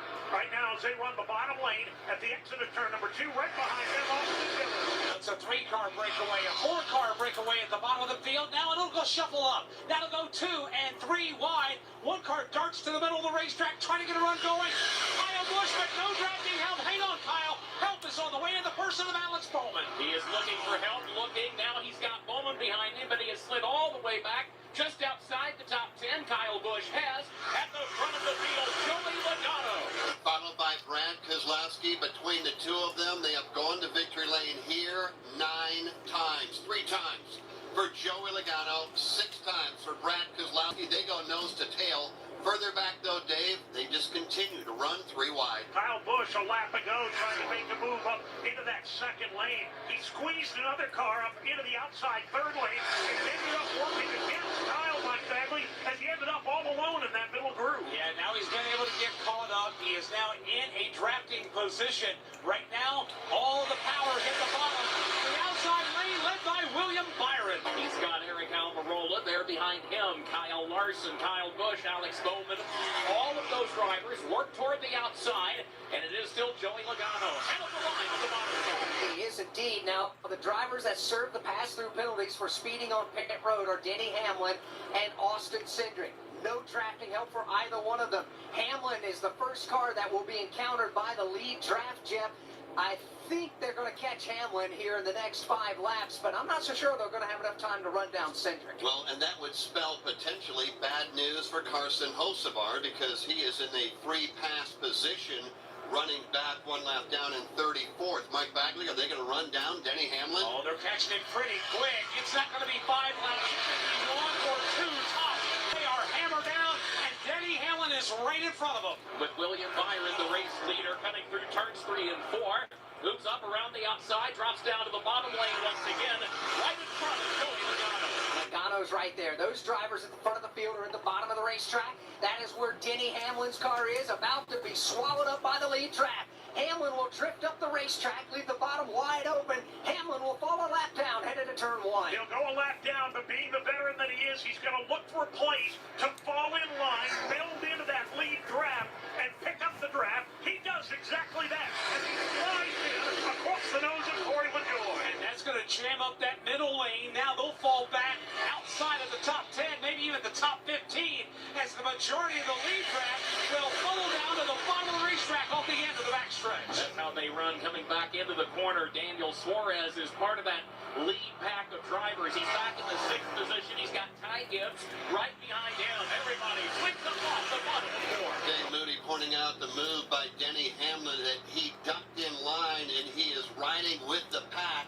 Right behind him is Carson Hocevar. Hocevar in the free pass position until Denny went a lap down, Dave. Denny Hamlin now in mid-pack. He's just running a race all to himself. Has to try and stay in front of the Carson Hocevar machine. Hocevar is all the way to the tail end of the lead draft. Front 7 in the lead draft are now single file at the bottom of the racetrack. Next up to put a lap down, Austin Cindric directly in front of the race leaders. Austin running the inside lane as well. Here comes the leader, William Byron, barreling down behind him and cutting into that gap. And in fact, Cindric will slide up the lane, plenty of room down below. The leaders go by. First Byron, then Logano, then Keselowski. Now for Austin Cindric, the goal is to stay in front of Denny Hamlin to try to be the first car 1 lap down. They're going to split him 3 wide mid-pack. Everybody thunders by, Hamlin included. Cindric will not be the first car 1 lap down as the field goes to 1. Austin Cindric not able to find himself a nesting place in the middle of that pack. Denny Hamlin doing exactly what he needs to do. He's on the bottom of the racetrack. He's the first car to the 1 lap down line. Austin Cindric now fades to the back of the pack. They went 4 wide to get around him. Austin being one of those cars. Austin now trying to regain the lost ground.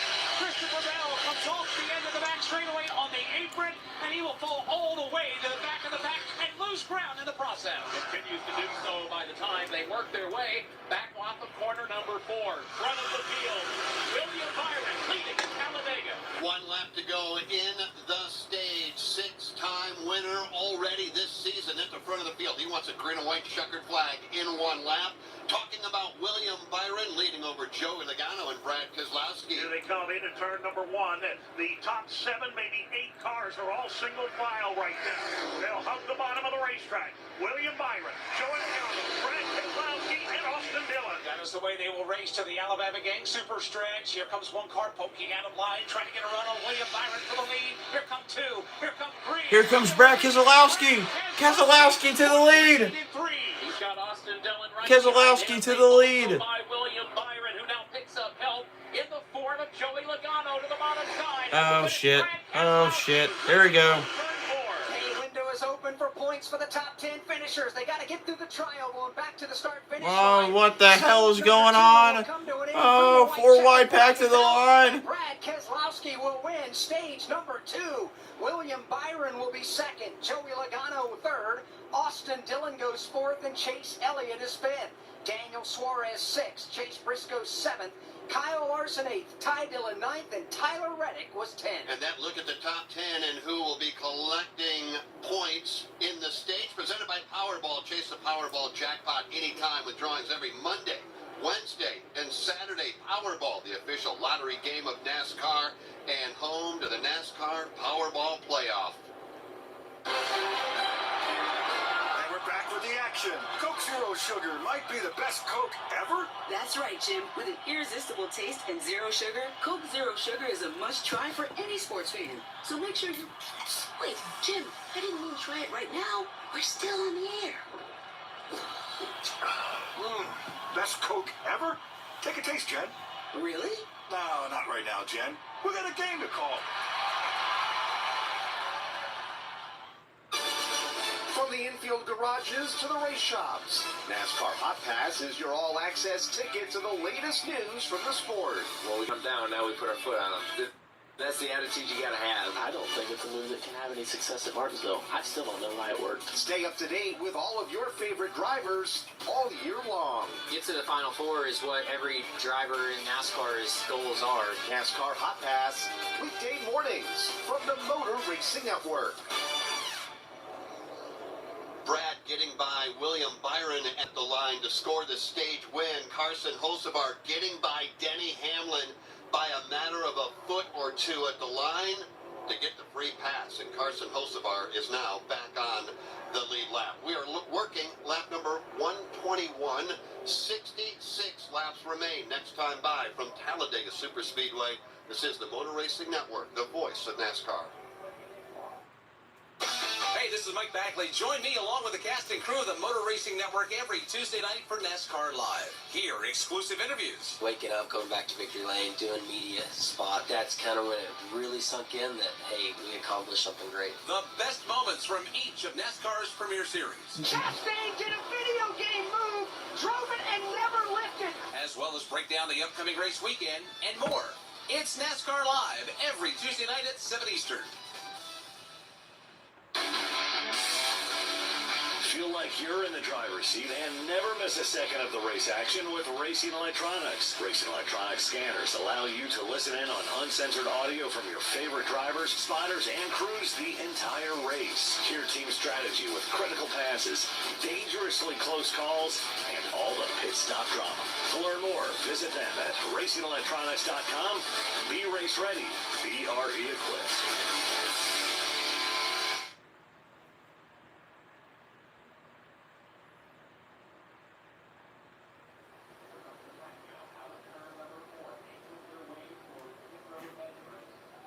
Stage 2 is complete. Brad Keselowski picking up the green and white checkered flag.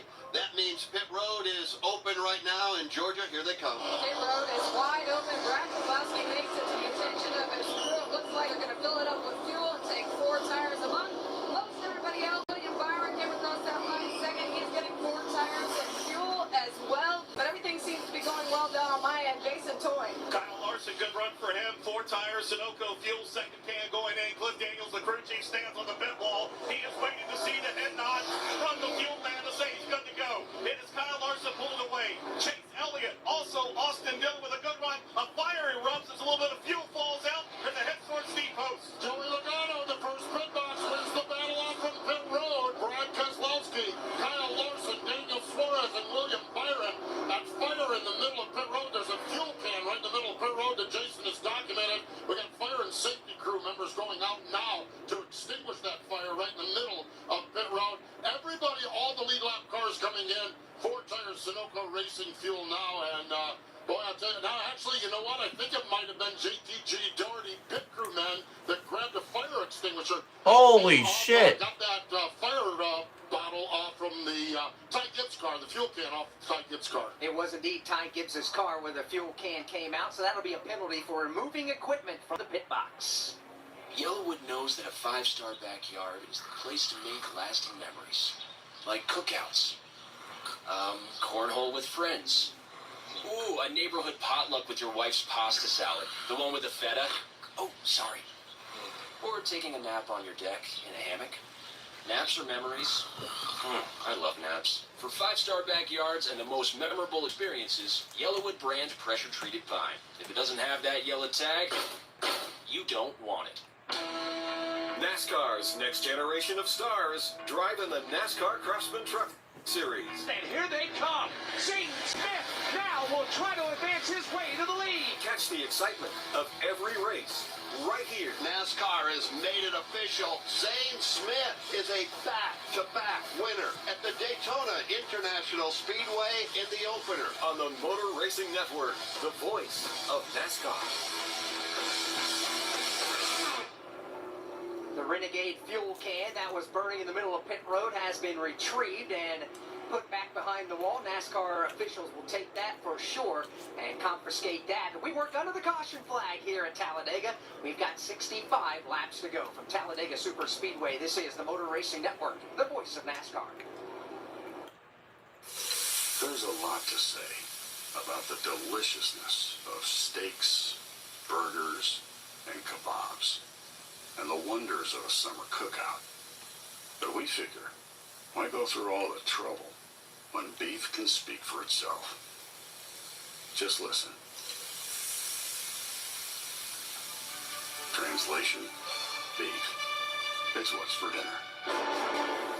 Funded by beef farmers and ranchers.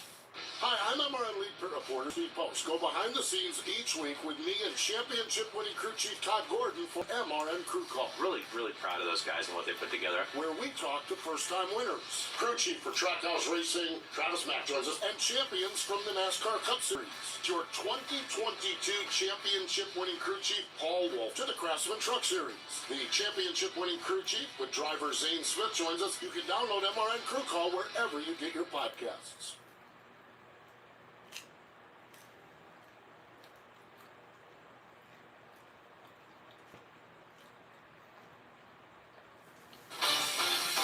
Racing Network's coverage from Talladega Superspeedway is brought to you by Geico. Switch to Geico today and see all the ways you could save.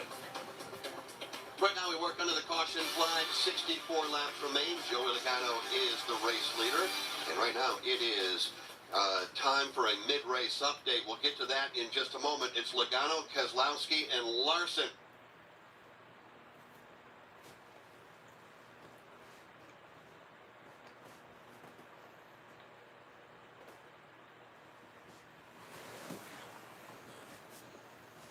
Okay, why did it stop? Hold on.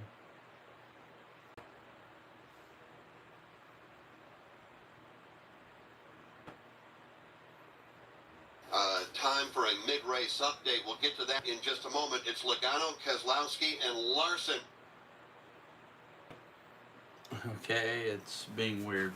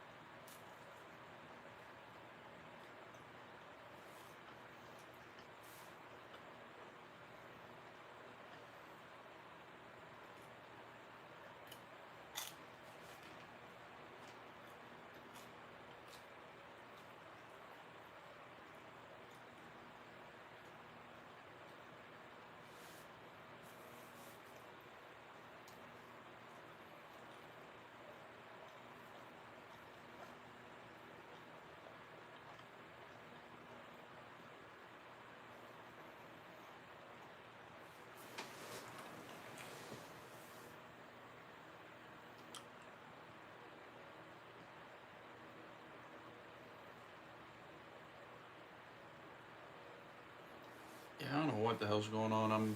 The radio isn't wanting to work. Let me try it one more time.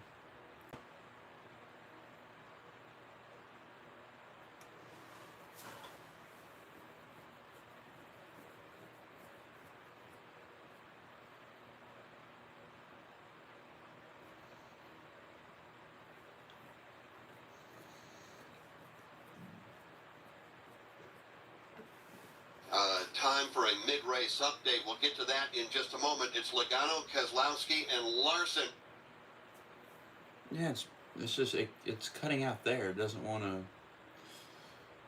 Okay, that's kind of weird. I guess I'll try that again in a little while. But for now, I guess y'all are going to have to deal without the radio. I'm sorry. Usually I have the radio on when we do these, but the radio just keeps like replaying the same thing over and over and over again. So yeah, I don't know what to do. I can't really do much about that. So yeah.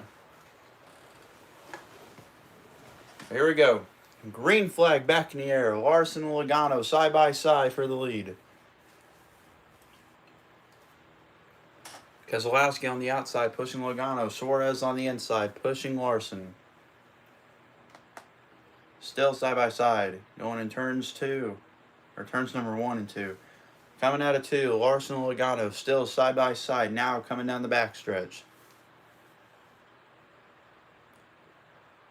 Larson and Logano still side by side. Logano now getting a push from Keselowski. Logano now to the lead, entering turns 3 and 4. Logano with a good run there. Good push from Keselowski. Now Elliott trying to pass Suarez for 4th.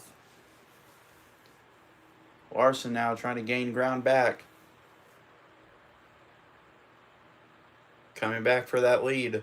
Logano's going to lead this lap. Logano currently still your leader. Larson now getting a huge run there at the bottom. Logano's about to get a huge run here, though, off of 2, getting pushed hard by Keselowski. Big boost from Keselowski. Logano in the lead still.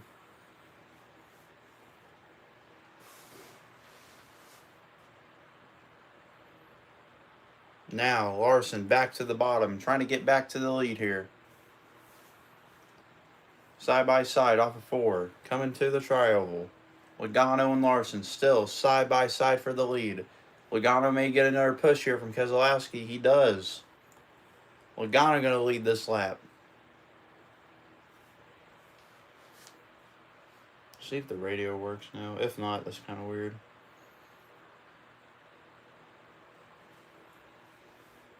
Gets guard there to the outside. There we go. Push behind him. Suarez giving help to Larson, but Logano still the race leader. He's done a masterful job with the drafting help on his back bumper on that second line, being able to withstand challenge after challenge downstairs. The Chevrolet Brigade is lined up to his left elbow, led by Kyle Larson. There have been leaders today that have bobbed and weaved like a lightweight prize fighter trying to block all 3 lanes at once.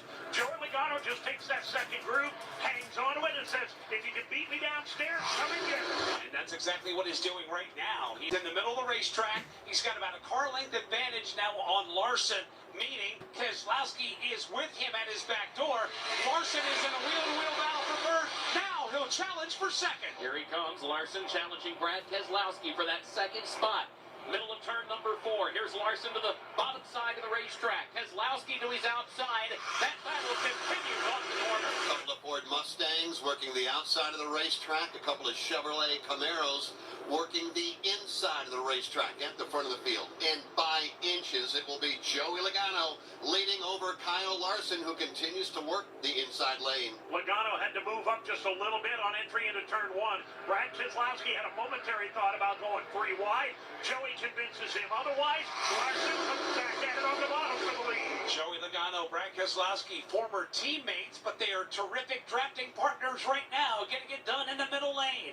Kyle Larson trying to get a heave from Daniel Suarez, William Byron, and Ryan Blaney down low. Larson looking for that traffic to help give him a push back toward the front from the bottom side of the racetrack. Coming up on turn number 4. Here's Suarez right behind Larson off the corner. 2 by 2 through the entire field, drafting here in the tri-oval at Talladega Super Speedway.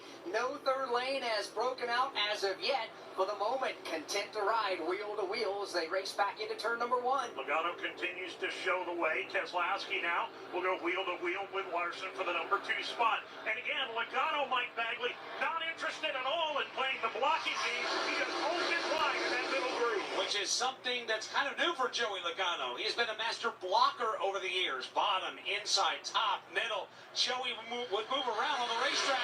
He's not doing any of that. He's staying right in the middle of the racetrack in that 2nd lane. And that's why Kyle Larson has room to work to the inside. By the time they get over to turn number 4, Larson goes back to that well time and time again with help from Daniel Suarez. 131 down, 57 to go. They come across the line now the same way they did to take the green flag. Lockstep formation.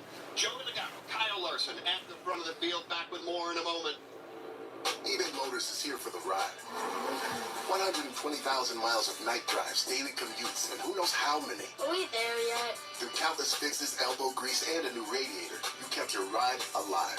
With eBay Motors, you have over 122 million parts to keep it running. And with eBay Guaranteed Fit... I'm going to need people to leave again because my stream and chat's not showing, so I need some people to leave again. That way I can refresh my page, and so that way I'll be able to get back in and view my chat. So yeah, and everything else. So if you want to help, you can leave for like a quick second. I just need to, yeah, I need to be able to get back in my stream. So yeah. I don't know, it's so weird. I don't know why YouTube's like this. It's so weird.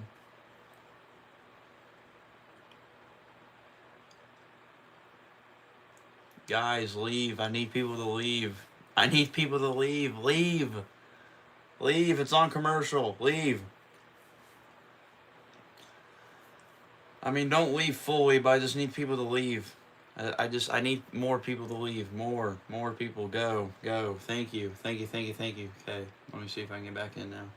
You'll love Wing Nation. Join World of Outlaw winner Aaron Evernham and me every Tuesday at noon Eastern Time on All right, I'm good. We're back. And Wing Nation's Facebook pages. We go live with the weekend's winners and newsmakers from around the country each and every week. You can also find the podcast of all past shows on YouTube or subscribe to the podcast on any of your favorite podcast providers. Wing Nation, all sprint cars, all the time.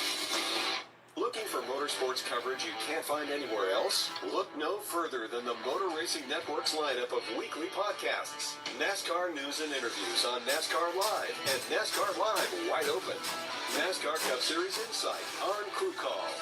NASCAR Grassroots Racing News and Talk on NASCAR Coast to Coast. And Sprint Car Talk on Wing Nation.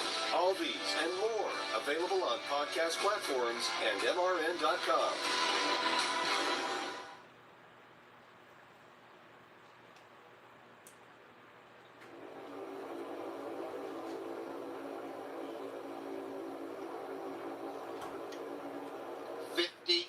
Lead changes at the line through the first 134 laps.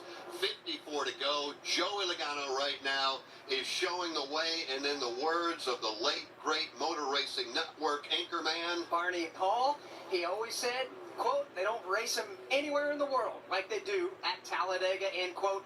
And we are broadcasting from the Barney Hall broadcast booth high atop the tri-oval here at Talladega Superspeedway.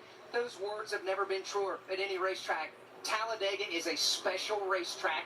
It takes courage, it takes bravery, it takes a little luck, it takes guts to be able to race here. Welcome to the Motor Racing Network's live coverage of the Yellowwood 500 at Talladega Superspeedway. By the way, that was Alex Hayden. My name is Jeff Striegel. Dave Moody, Mike Bagley, Kurt Becker, they're in the turns for you today. Steve Post, Jason Toy, and Georgia Henneberry are on pit road. Alex Hayden down to 52 to go. Let's take a look at the full field rundown, even though they're 2 by 2. How your favorite drivers being scored here with 52 laps to go. It's Joey Logano up front, Brad Keselowski second, and Chase Elliott is third. Kyle Larson goes fourth. Kyle Busch is fifth. Daniel Suarez sixth. The rest of the top 10. 7th is Tyler Reddick. 8th, William Byron. 9th, Martin Truex Jr. And 10th is Ryan Blaney. Followed by Bubba Wallace, Ty Dillon, Alex Bowman, Eric Jones 14th, Justin Haley 15th, Ricky Stenhouse Jr. 16th, followed by Chris Buescher, then Chandler Smith, Eric Jones, A.J. Allmendinger, and Carson Hocevar. That is your top 20. 21st is Harrison Burton. 22nd is Austin Dillon. Ty Gibbs is 23rd. Eric Almirola won the pole position. He's now in 24th. Michael McDowell led some laps earlier. He's 25th. Kevin Harvick 26th. Todd Gilliland 27th. Riley Herbst is 28th. Christopher Bell 29th, and Chase Briscoe is 30th. 31st, Corey LaJoie, followed by Ryan Preece. Austin Cindric, a lap down. Denny Hamlin, a lap down. B.J. McLeod, 35th. 36th, Brennan Poole. 2 cars out of the event. J.J. Yaley, although I believe J.J. may be back out on the racetrack. Ross Chastain crashed out on lap 59. Other than that, man, it's just been one whale of a show. It absolutely has. We've got 51 laps to go. So, Steve Post, I know you've been walking up and down the pit lane, and you're hanging out down there by the Joey Logano pit box right now, our race leader. We know they're going to have to pit at least one more time. If this thing stays green, what do you expect? Expect tag team or teammate went from 40 to 44 laps, and when you look at how far the Toyotas went on the first run, I think we could push to that. Now, I don't expect anything immediately there, but anytime after that, they could come in. Now, if they want to go long and make it a shorter stop at the end, they can go all the way to lap 167 on fuel, but somewhere in between there. But again, that is pretty secret. We didn't really get a gauge on anything or anybody. We start to see them start to snuggle up to the bottom of the racetrack. That's kind of a first sign that maybe some of the manufacturers are thinking about pitting. So that would mean about another 25 laps or so. 50 laps remain. Talladega Superspeedway. Joey Logano right now at the front of the field. Bundling and saving with Geico is an easy choice, so you're free to ponder life's big questions, like, what's the best animal in the world if not humans? I'd strongly consider ducks to be somewhere up there on the list. Think about it. Ducks can swim, ducks can fly, and ducks can walk on land. They have access to all terrains. They are the ultimate animal. And they wiggle their butts when they walk, which is funny. Yeah, ducks are awesome. End of story. Bundling and saving with Geico. It's an easy choice. Welcome to Homestead Miami Speedway, where the sun and sand of South Beach meet the heat of NASCAR playoffs action. An Xfinity and Truck Series doubleheader on Saturday, a Cup Series playoff showdown on Sunday, and a South Florida fiesta all weekend long. Experience NASCAR playoffs weekend at Homestead Miami Speedway, October 21st and 22nd. Get your tickets now at homesteadmiamispeedway.com. From fourth on back, they are 3 wide, 6 deep. The top 3 go nose to tail. That's Logano and Keselowski and Chase Elliott. But again, behind them, it is just on. 3 wide racing all the way around this racetrack. We're down to 48 to go from Talladega Superspeedway. This is the Motor Racing Network, the voice of NASCAR. The grandfather clock is counting down to more than just a winner. Drama is real. It's the final chance for a driver to make it to the championship 4. For a fan to catch all the drama. Chastain gives it right back to Hamlin in turn 2. At the short track in NASCAR. Chastain's in a video game It all comes down to Martinsville. The whole family's invited. NASCAR Playoffs Weekend at Martinsville Speedway, October 26th through the 29th. Get your tickets now at martinsvillespeedway.com. Hi, I'm Kyle Pitt. You may know that Victory Junction provides fun, adaptive, and life-changing experiences for kids with all levels of abilities, serious illnesses, and chronic medical conditions. But did you know that camp is free for the children and families we serve? Your support helps every camper build a foundation to live their best life. Make your gift today at victoryjunction.org/donate and feel your heart race.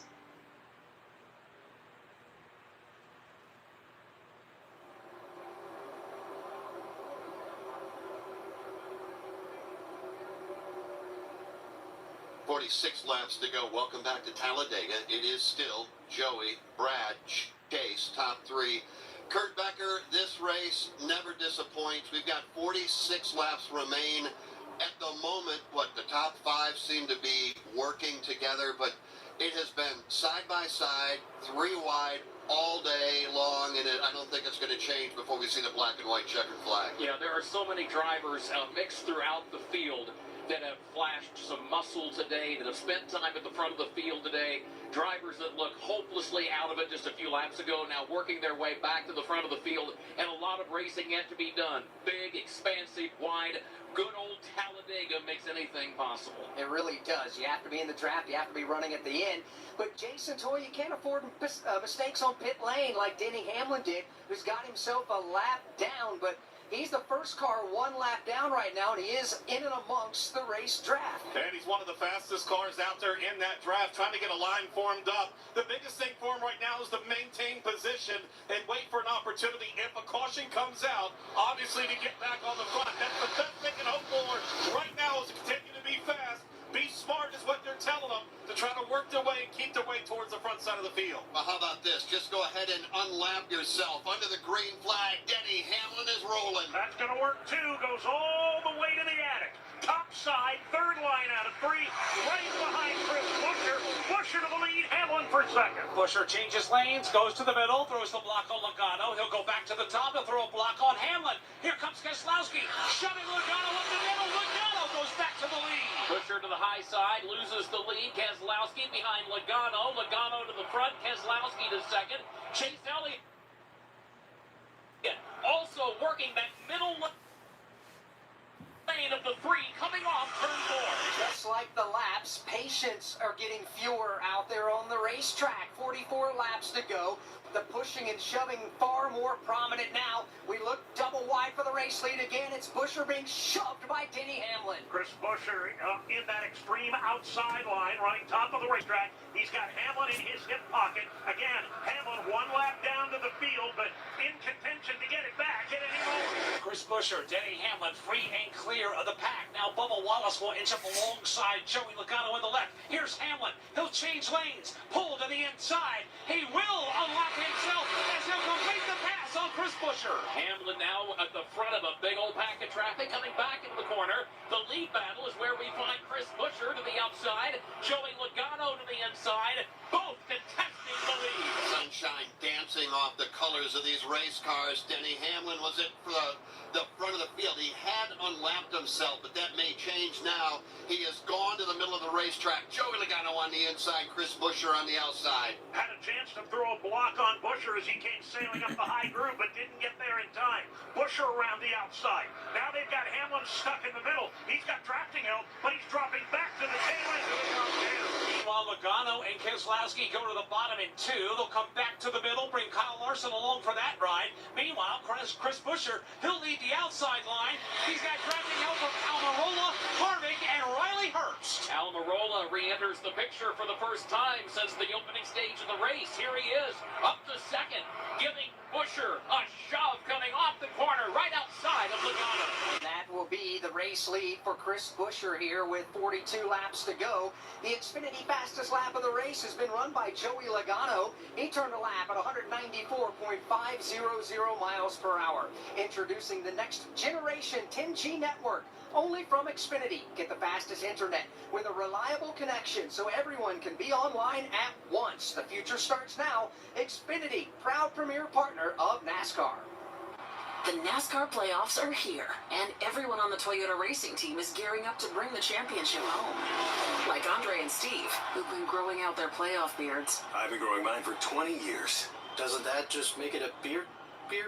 That's called dedication, Steve. To accomplish greater things this year, everyone plays a part. Be part of the action at toyota.com/racing. Toyota, let's go places. NASCAR is a registered trademark of National Association for Stock Car Auto Racing, Inc. Wherever you cheer, whenever you drive, you'll find Racing Electronics. With Racing Electronics, you'll hear uncensored communication from every team in the race and a broadcast with all your favorite MRN announcers. Hear every heart-pounding pass, pit strategy, and so much more with a scanner and headphone rental. Upgrade to an Easy Talk intercom system to comfortably communicate over the noise of the race. To learn more, visit RacingElectronics.com. Be race ready. Be RE equipped. 40 laps to go in the Yellowwood 500 next time by. Also, the next lead change at the start-finish line will tie the number of lead changes we saw here at Talladega back in the month of April. Field comes up off of turn number 4 back to the tri-oval. Denny Hamlin still trying to get a lap back.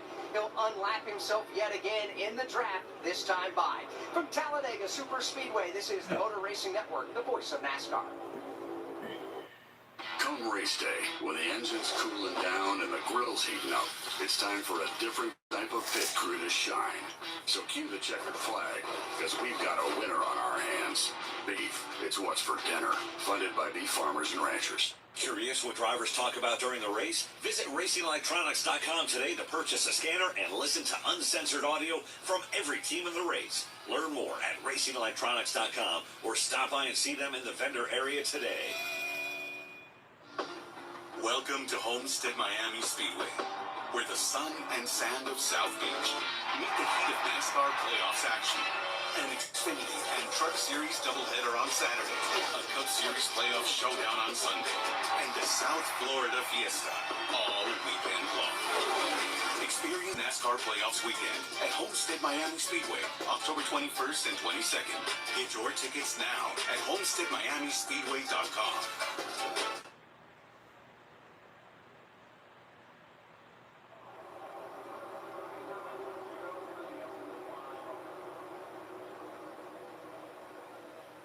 Fast and furious racing again at the Talladega Superspeedway. The outside lane led by Denny Hamlin. He's going to get back on the tail end of the lead lap courtesy of a push from his employee Bubba Wallace, which means Bubba Jeff goes to the race lead. Well, but for how long, Alex Hayden? Like you said a moment ago, 57 lead changes so far through 149 laps. That may change again.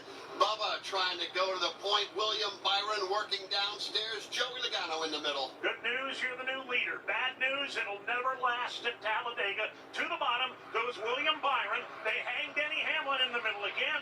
Byron goes to the lead on the bottom. Here comes Bubba outside of the high grade. Denny Hamlin will go one lap down yet again. He leads the middle lane of the racetrack. He is one lap down in front of Logano. Byron takes the lead of the race.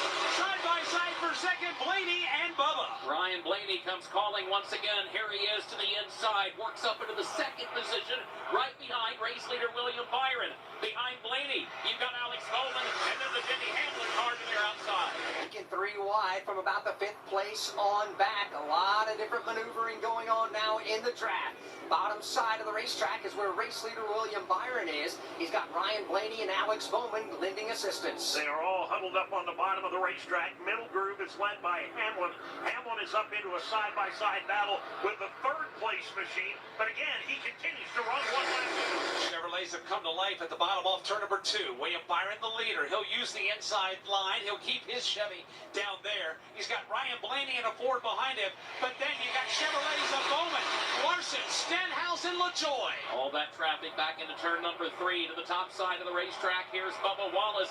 Now he shifts the lane from the high side to the middle lane, draws down right alongside of William Byron and Wallace to the lead. It is a Toyota in the middle, Chevrolet on the bottom. That's William Byron, and he's going to lead this lap. Then you've got Bubba. They're 3 wide right behind. You've got Ryan Blaney, Bubba Wallace, Chris Buescher. This is going on now for 151 laps, 2 and 3 wide racing. And Alex Hayden, we have been slowed only twice due to caution. Yeah, the first one came out on the last lap of stage number 1 when Ricky Stenhouse Jr. ran out of Sunoco fuel going into turn 3, and that caused the domino effect, and Ross Chastain got the worst end of the stick. He crashed. He's out of the race. The only other caution came on lap 120 when the stage 2 came to an end, which was won by Brad Keselowski. By the way, Fords have swept the stages today. Blaney won stage number 1. Keselowski wins stage number 2. All of the cars that are on the racetrack are running in one massive pack, and that is a pack of 36. From front to rear, they are separated by less, Alex, than 2 seconds. And it's been that way all day long. Add to that we're running 192 miles an hour. And it's one of those things, you just sit here on the edge of your seat wondering, is it going to be this lap? Is it going to be the next lap? They're bouncing off of one another further back. I mentioned a moment ago, it was rather gentlemanly racing for the first half of this race, but now that it's time to get closer and closer to what would be the final pit stop of the race, throw that into the equation.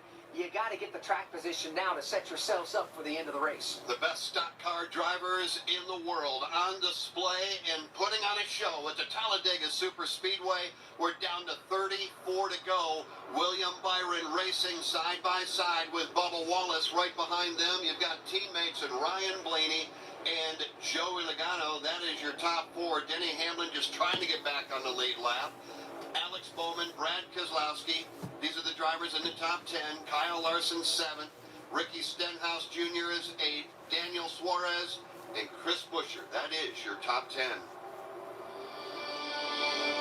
The race to 1 million is heating up in the NASCAR Powerball Playoff. 12 fans are locked in for the chance to win a VIP trip to NASCAR Championship Weekend and the $1 million grand prize. Follow along to see who advances and who gets cut. And be sure to watch the $1 million drawing live from Victory Lane at Phoenix Raceway on Sunday, November 5th on NBC. Powerball, the official lottery game of NASCAR and home of the NASCAR Powerball Playoff. This is Steve Post. If you love sprint cars, you'll love Wing Nation. Join World of Outlaw winner Aaron Evernham and me every Tuesday at noon Eastern Time on Motor Racing Networks and Wing Nation's Facebook pages. We go live with the weekend's winners and newsmakers. racemakers from around the country each and every week. You can also find the podcast of all past shows on YouTube or subscribe to the podcast on any of the favorite podcast providers. Wing Nation, all sprint cars, all the time.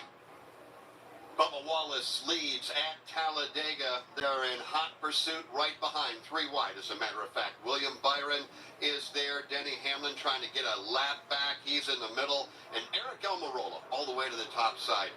Down to 32 to go from Talladega Superspeedway. This is the Motor Racing Network, the voice of NASCAR. Hey, this is Mike Bagley. Join me along with the cast and crew of the Motor Racing Network every Tuesday night for NASCAR Live. Here, exclusive interviews. Waking up, going back to Victory Lane, doing media spot. That's kind of when it really sunk in that, hey, we accomplished something great. The best moments from each of NASCAR's premier series. Chastain did a video game move, drove it and never lifted. As well as break down the upcoming race weekend and more. It's NASCAR Live every Tuesday night at 7 Eastern. NASCAR's next generation of stars drive in the NASCAR Craftsman Truck Series. And here they come. Zane Smith now will try to advance his way to the lead. Catch the excitement of every race right here. NASCAR has made it official. Zane Smith is a back-to-back winner at the Daytona International Speedway in the opener. On the Motor Racing Network, the voice of NASCAR.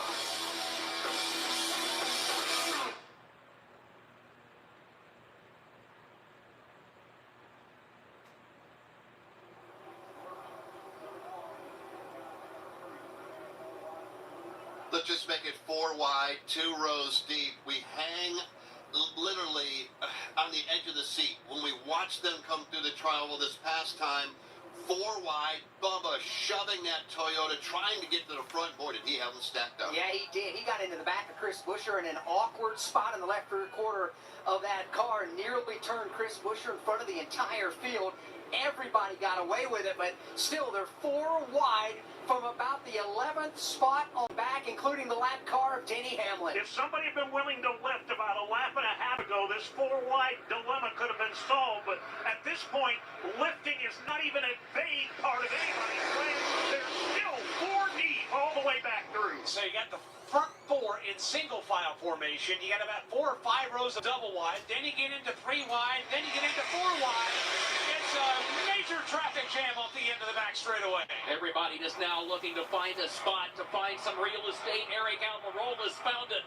He leads the outside lane. Here he comes, racing up to the outside of leader William Byron. 29 now to go. 29 laps here at Talladega. William Byron on the bottom. Eric Almirola on the top. Behind those two, a pair of Ford Mustangs. Ryan Blaney and Kevin Harvick is back. Here they come into turn number 1.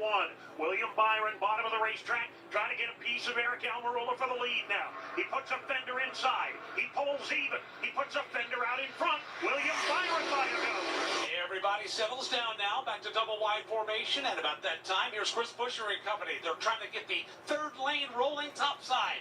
Not having much success as William Byron, Ryan Blaney, and Alex Bowman are the front 3 down low. Kevin Harvick is up in the high side, 4th in line, just to the outside of Alex Bowman. Bowman looks for room, swings back up along that bottom lane, right behind Ryan Blaney. All of this when an impending pit stop still to be made. They cannot make it the rest of the distance.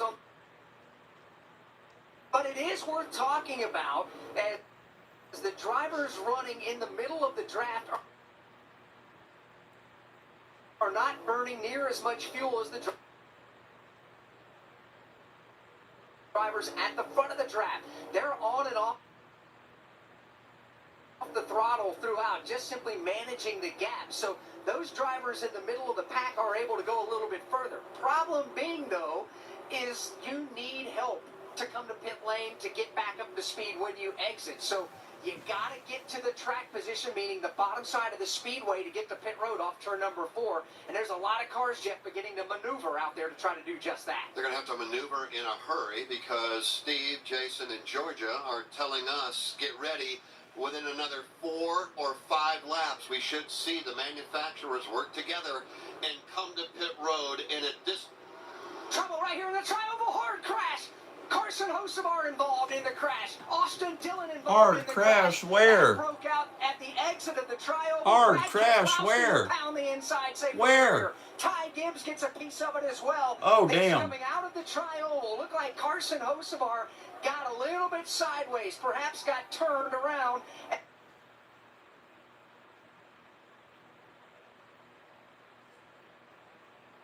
Jeez, bro, what the hell? And that triggered the crash, sliding across the start-finish line. That'll put us under the caution flag with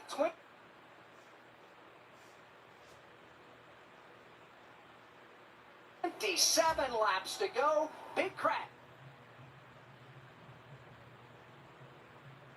here at Talladega. Kevin Harvick is the race leader. He was leading at the end of lap 161. It's Harvick, Almirola, Riley Herbst, William Byron, Bubba Wallace under caution. Big crash right here on the Tri-Oval.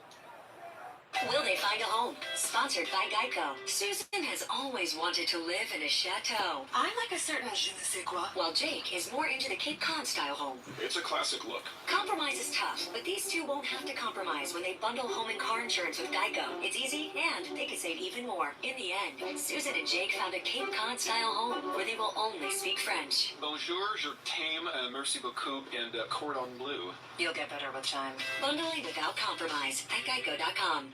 Don't miss a moment of the NASCAR season. Chastain drove it and never lifted. Put it against the safer barrier all the way around the turn. Passes Denny Hamlin. Check out the Motor Racing Network's coverage of the NASCAR Craftsman Truck Series, the NASCAR Xfinity Series, and the NASCAR Cup Series on hundreds of local radio stations around the country. Find your local station by going to MRN.com to catch the excitement of NASCAR on the Motor Racing Network, the voice of NASCAR.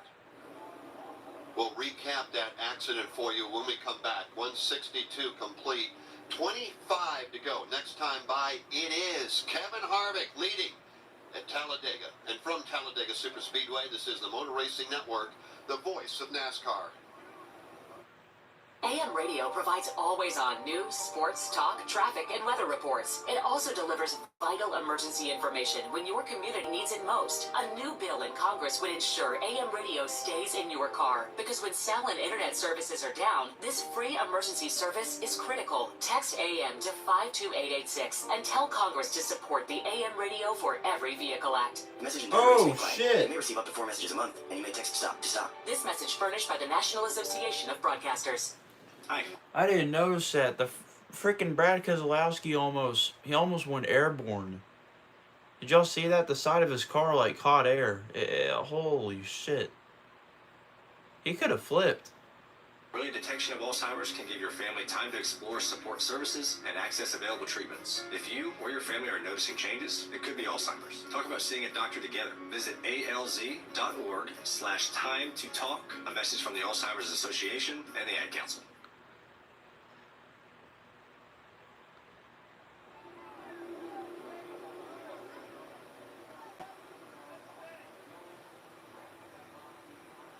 At least 8 cars swept up in this crash. As a matter of fact, it's the first time, actually the second time we've seen the caution come out due to an incident. Ross Chastain brought out the first one when he crashed up in turn 3, and now this one. We'll recap those involved in a moment. It was outside of the top 15 or thereabouts. Carson Hocevar from the middle lane to the outside lane in front of Brad Keselowski. That is not an uncommon maneuver in drafting type racing. You go up and try to latch on and be the leader of that line. The problem is that outside lane led by Keselowski and a host of others there had a full head of steam. And there was a big speed difference when Hocevar jumped up there to try to jump into that line. Keselowski with nothing to do got into the back of Hocevar, turned him to driver's left. Brad Keselowski was able to continue on with no problem, but when Hocevar came down the track, he clipped Austin Dillon and others. They rocketed back up the racetrack and then hit Keselowski. Big crash here at the start-finish line with 25 laps to go, and Kevin Harvick is the race leader. For 75 years, NASCAR has been making history. Dale Earnhardt Jr. comes back to the Daytona International Speedway, leading the pack, coming to the line. He will win the Pepsi 400. Catch the next iconic moment as we celebrate 75 years of NASCAR all season long. Chastain did a video game move, drove it and never lifted. Right here on the Motor Racing Network, the voice of NASCAR. From the infield garages to the race shops, NASCAR Hot Pass is your all-access ticket to the latest news from the sport. Well, we got them down, now we put our foot on them. Then that's the attitude you gotta have. I don't think it's a move that can have any success at Martinsville. I still don't know why it worked. Stay up to date with all of your favorite drivers all year long. Get to the Final Four is what every driver in NASCAR's goals are. NASCAR Hot Pass, weekday mornings from the Motor Racing Network. Here at the Talladega Super Speedway, the field is going to be coming to a stop on the exit of turn number 4 on the short straightaway there. Red flag is about to be put out there. A lot of cleanup here at the trioval area and into turn number 1. We'll update you on the cleanup progress when we come back. From Talladega Super Speedway, this is the Motor Racing Network, the voice of NASCAR. Buying a house can feel like you're going 200 miles per hour in bumper-to-bumper traffic with a dirty windshield and the sun in your eyes. Ruoff Mortgage has the technology, expert staff, and resources to simplify the process while speeding up the time it takes to get clear to close. So while getting a loan can seem intimidating, Ruoff Mortgage will have you opening the door to your new home fast and stress-free. Visit Ruoff.com to learn more. That's Ruoff.com. Hi, I'm MRN lead pit reporter Steve Post. Go behind the scenes each week with me and championship-winning crew chief Todd Gordon for MRN Crew Call. They're really strong, going to win races soon. We'll talk to some of the biggest names standing atop the pit box. Crew chief for William Byron on that number 24 car, Rudy Fugels, as well as break down all the exciting action from the weekend in NASCAR. The one car with 2 wins and all the top 5s he's had. Ross and Phil have done a phenomenal job. You can download MRN Crew Call wherever you get your podcasts.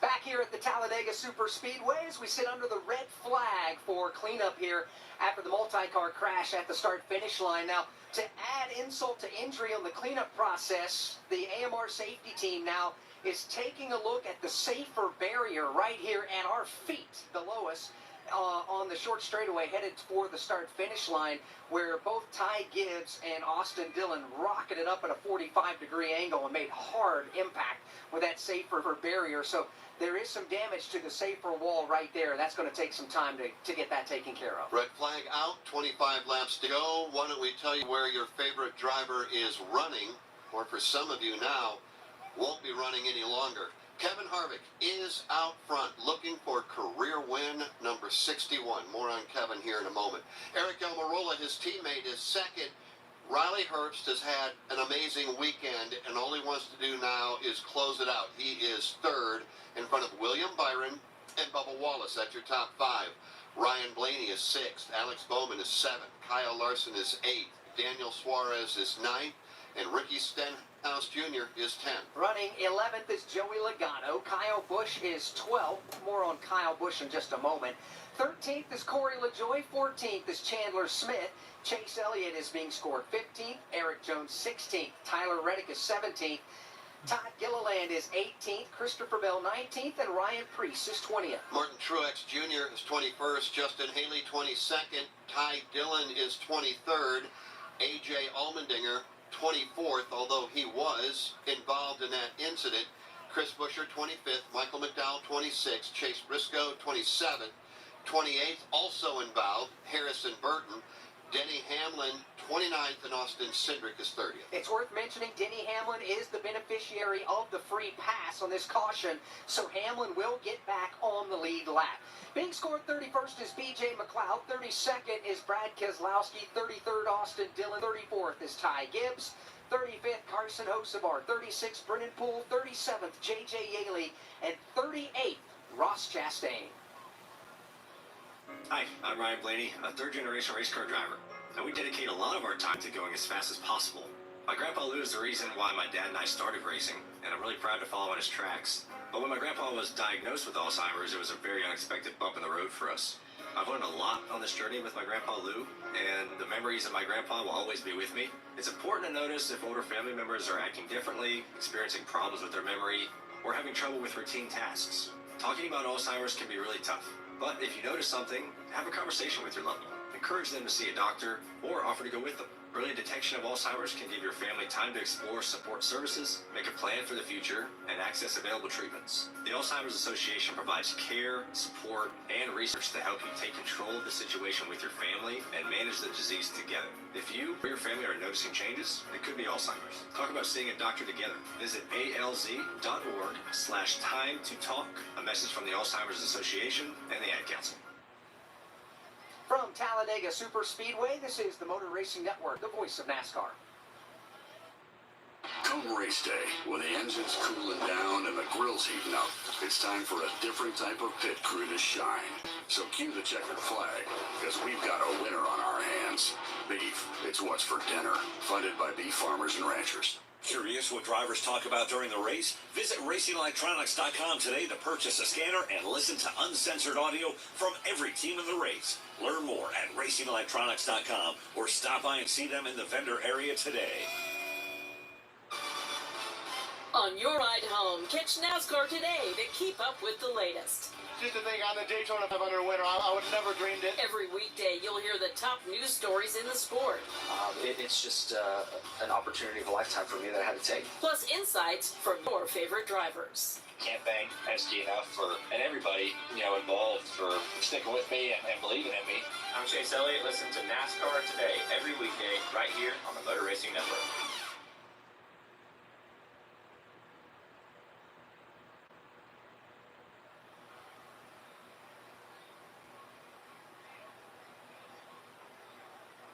Back here at Talladega, still under the red flag, they have got the welding machines out for the steel and foam energy reduction wall, or the safer barrier here, as they got to repair that after 3 cars had a sledgehammer shot into that safer barrier. So they got to make sure that is all buttoned up before we can go back into green flag racing. Not often do we see 3 cars not at the same time truly impact the wall in virtually the same spot. Austin Dillon pounded it. He was the first one to hit it, followed by Ty Gibbs, and then Carson Hocevar, all hitting it at the same time. So what happened to put us under the caution flag? I have an idea. This gentleman can tell us. Let's hear from Brad Keselowski. Brad Keselowski checked and cleared from the Infield Care Medical Center. We will get a word with him in just a moment. Okay, so Brad is just out of the care center. So he was the one that was leading that outside line as Carson Hocevar moved up the racetrack to try to latch onto that front bumper, and certainly the speed difference there. We'll get Brad's perspective as the guy holding the steering wheel there, but just a big crash here that was one you can almost chalk up to racing at Talladega, maybe? Yeah, I think so. You were talking about the closing rate being so dramatic. When you have a lane or a line rolling like they did, you could be running 2-3 miles an hour quicker than that driver that slides up, and you think, okay, 2-3 miles an hour quicker, that can't be that big of a deal. All right, when you're running 193 and somebody slides across to your nose and you have nowhere to go with everybody, Alex, lined up right behind you, you're going to pop somebody in the rear bumper, and if it's not square, you're in big trouble, and that's what we saw here in the tri-oval. Yeah, it was, and that's just part of it. I mean, it's hard to place blame anywhere because Hocevar's doing what he has to do to try to get some track position and some speed, but part of that is whether it's driver, whether it's spotter saying, yeah, go ahead and move up, that's part of the equation as well. It's just one of those tough breaks, but it did wipe out a lot of good race cars. All right, let's hear from Brad Keselowski now. He is out of the care center, and Brad is with Georgia. Yeah, Brad Keselowski checked and released from the Infield Care Center. Can you just give us some perspective on the incident? Yeah, just one of those kind of Talladega pushing and shoving deals, and just gave a really light push to the 42 car, and it turned around on him. So unfortunate for us, we're able to win the second stage, and we were in a pretty good position there, and just you know, it sucks, right? So it sucks for everybody, and I hate it for him, I hate it for us, but it's what it is. Brad Keselowski. Tough break. That's well said. And that's a guy who's won here at Talladega multiple times. He understands that you're going to have good luck and you're going to have bad luck. 6 times Brad Keselowski has won here at the Talladega Superspeedway, in position to do it again. It won't happen this afternoon. Back to the Care Center. We heard Brad Keselowski's perspective. Now we'll hear from Austin Dillon. First and foremost, are you okay? And secondly, what did you see?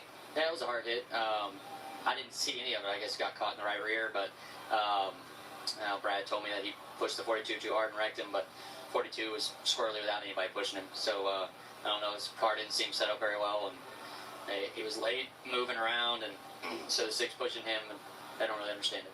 That is the perspective of Austin Dillon. All right, Georgia, thank you very much.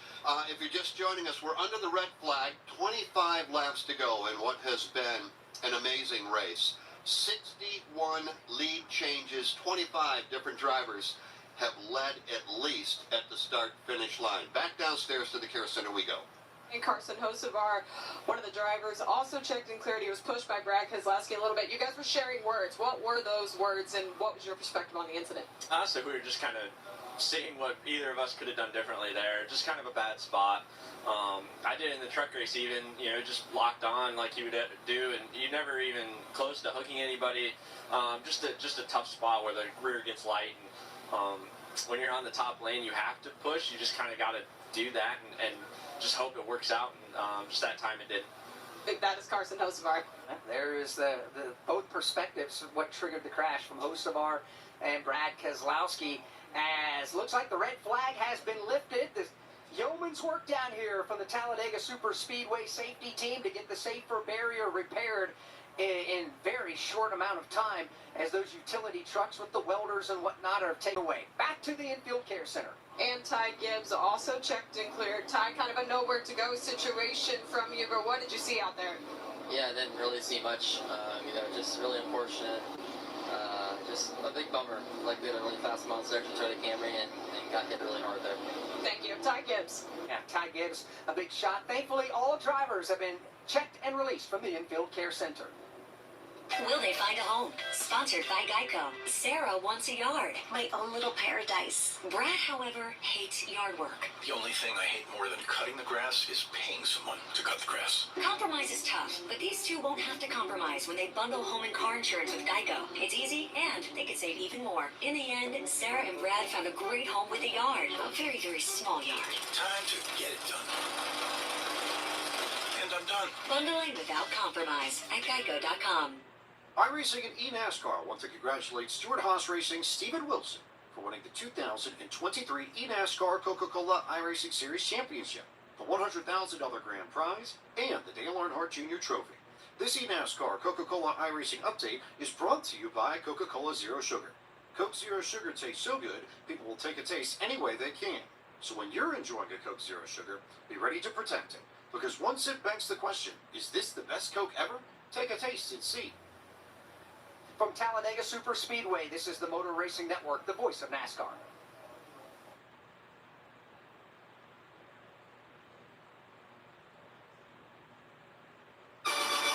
From the infield garages to the race shops, NASCAR Hot Pass is your all-access ticket to the latest news from the sport. Well, we got them down, now we put our foot on them. Then that's the attitude you gotta have. I don't think it's a move that can have any success at Martinsville. I still don't know why it worked. Stay up to date with all of your favorite drivers all year long. Get to the Final Four is what every driver in NASCAR's goals are. NASCAR Hot Pass, weekday mornings from the Motor Racing Network.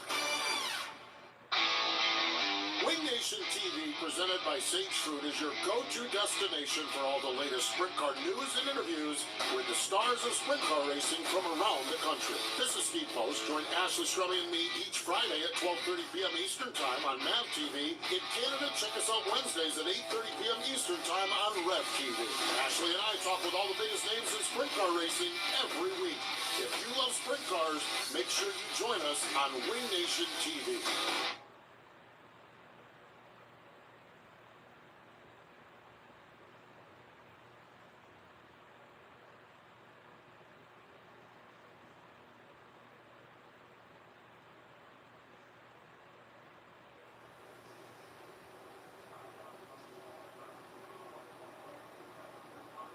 at Talladega. Pit lane is open, and here they come. Jason Toy. Ryan Blaney's going to be the first to hit the mark. Kyle Busch is in. It's going to be right side tires. Actually, check that fuel only for Blaney. It is right side tires for Tyler Reddick. Right side tires fuel for William Byron. Sunoco fuel further up the racetrack. Also for Kyle Larson along with some tires. Steve Post. Bubba Wallace, 6.5 seconds of fuel and right side tires. The race off from pit road is run by Eric Almirola. Kevin Harvick goes out next. Alex Bowman goes out third, and they were 3 wide to the 4th spot. Not even sure who got that spot. When we look at the pit stops, Joey Logano was in, took right side tires. Christopher Bell was in. Eric Jones, a very slow pit stop. He now is pulling off from pit road. Ricky Stenhouse Jr. was in. Chris Busch, Kevin Harvick, we mentioned him in as well, getting pit stops here. Final stop of the day here this afternoon at Talladega. And it comes on lap 165 with 22 remaining. Next time by the first car off of pit road. Man, they're trying to win a championship. Or showing championship form, that's for sure, for the former champion in Joey Logano. LaJoy, Eric Almirola, Kevin Harvick, and Alex Bowman, the top 5. Alex off pit road. Yeah, some of those names not listed there in the top 10 that were when they came to pit lane, like a Bubba Wallace. Bubba is not in the top 10. He and Ricky Stenhouse Jr. nearly made contact, leaving their pit boxes. Both drivers had to check up and hit the brakes. That enabled a lot of cars to bypass them. Hi, I'm MRN lead pit reporter Steve Post. Go behind the scenes each week with me and championship-winning crew chief Todd Gordon for MRN Crew Call. They're really strong and going to win races soon. We'll talk to some of the biggest names standing atop the pit box. Crew chief for William Byron on that number 24 car, Rudy Fugels, as well as break down all the exciting action from the weekend in NASCAR. The one car with 2 wins and all the top 5s he's had. Ross and Phil have done a phenomenal job. You can download MRN Crew Call wherever you get your podcasts. When you're on the go, catch NASCAR today to keep up with the latest. It's the only thing I race for. You know, race wins are nice, but championships is what it's all about. Every weekday, you'll hear the top stories of the day. I'm excited to announce that I'll be taking my talents to Welcome, North Carolina to drive the number 8 car for Richard Childress Racing starting in 2023. And from the stars of the sport. Holy smokes, we get to race for a championship. I'm Chase Elliott. Listen to NASCAR Today every weekday right here on the Motor Racing Network. Did not get the one-to-go signal this time by, so we'll go at least another couple of laps here under the caution flag. Down to 22 laps remaining in the Yellowwood 500 from Talladega Superspeedway. This is the Motor Racing Network, the voice of NASCAR. Looking for motorsports podcasts you won't find anywhere else? Check out the Motor Racing Network's lineup of exclusive podcasts. MRN Classic Races, Junior's Journey, The Many Hats of Jack Roush, Richard Petty, Road to Royalty, 50 Years of MRN, Jeff Gordon, A Colorful Career, and The Tough Trucks of NASCAR. Find these and more MRN exclusive podcasts on podcast providers and MRN.com. Hey, this is Mike Bagley. Join me along with the cast and crew of the Motor Racing Network every Tuesday night for NASCAR Live. Hear exclusive interviews. Waking up, going back to victory lane, doing media spot. That's kind of when it really sunk in that, hey, we accomplished something great. The best moments from each of NASCAR's premier series. Chastain did a video game move, drove it and never lifted. As well as break down the upcoming race weekend and more. It's NASCAR Live every Tuesday night at 7 Eastern.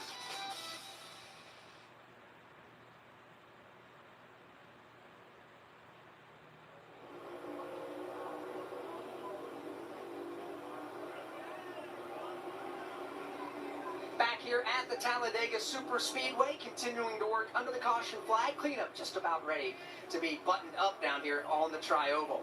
Let's pause 10 seconds for station identification on the Motor Racing Network.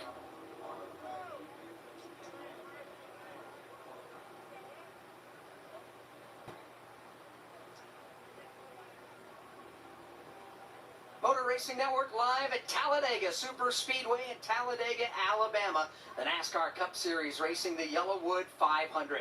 I'm Alex Hayden, and alongside is Jeff Striegel. Out in turns 1 and 2 is Dave Moody. On the Alabama Gang Super Stretch is Mike Bagley. Over in turns 3 and 4 is Kurt Becker. Up and down the pit lane are Steve Post, Jason Toy, and Georgia Henneberry. We have had 63 lead changes and plenty more yet to come. We'll go back under the green flag in one lap. That will give us 20 to run to the checkered flag. It is Eric Almirola and his teammate Kevin Harvick. They go 1-2. Alex Bowman, Ryan Blaney, and Kyle Larson complete the top 5. Then it's Riley Herbst, who's had just a tremendous day, Alex. I mean, you just cannot deny what he has been able to do. The 24-year-old driver, career start number 4. Keeping the fenders on the race car, that's all you can ask. The bonus is the fact that he's run inside the top 10 for most of the day. In front right now of William Byron and his teammate Chase Elliott. Joey Logano and Corey LaJoie make up the top 10. Yeah, there'll be 20 laps to go when the field comes back around to take the green flag.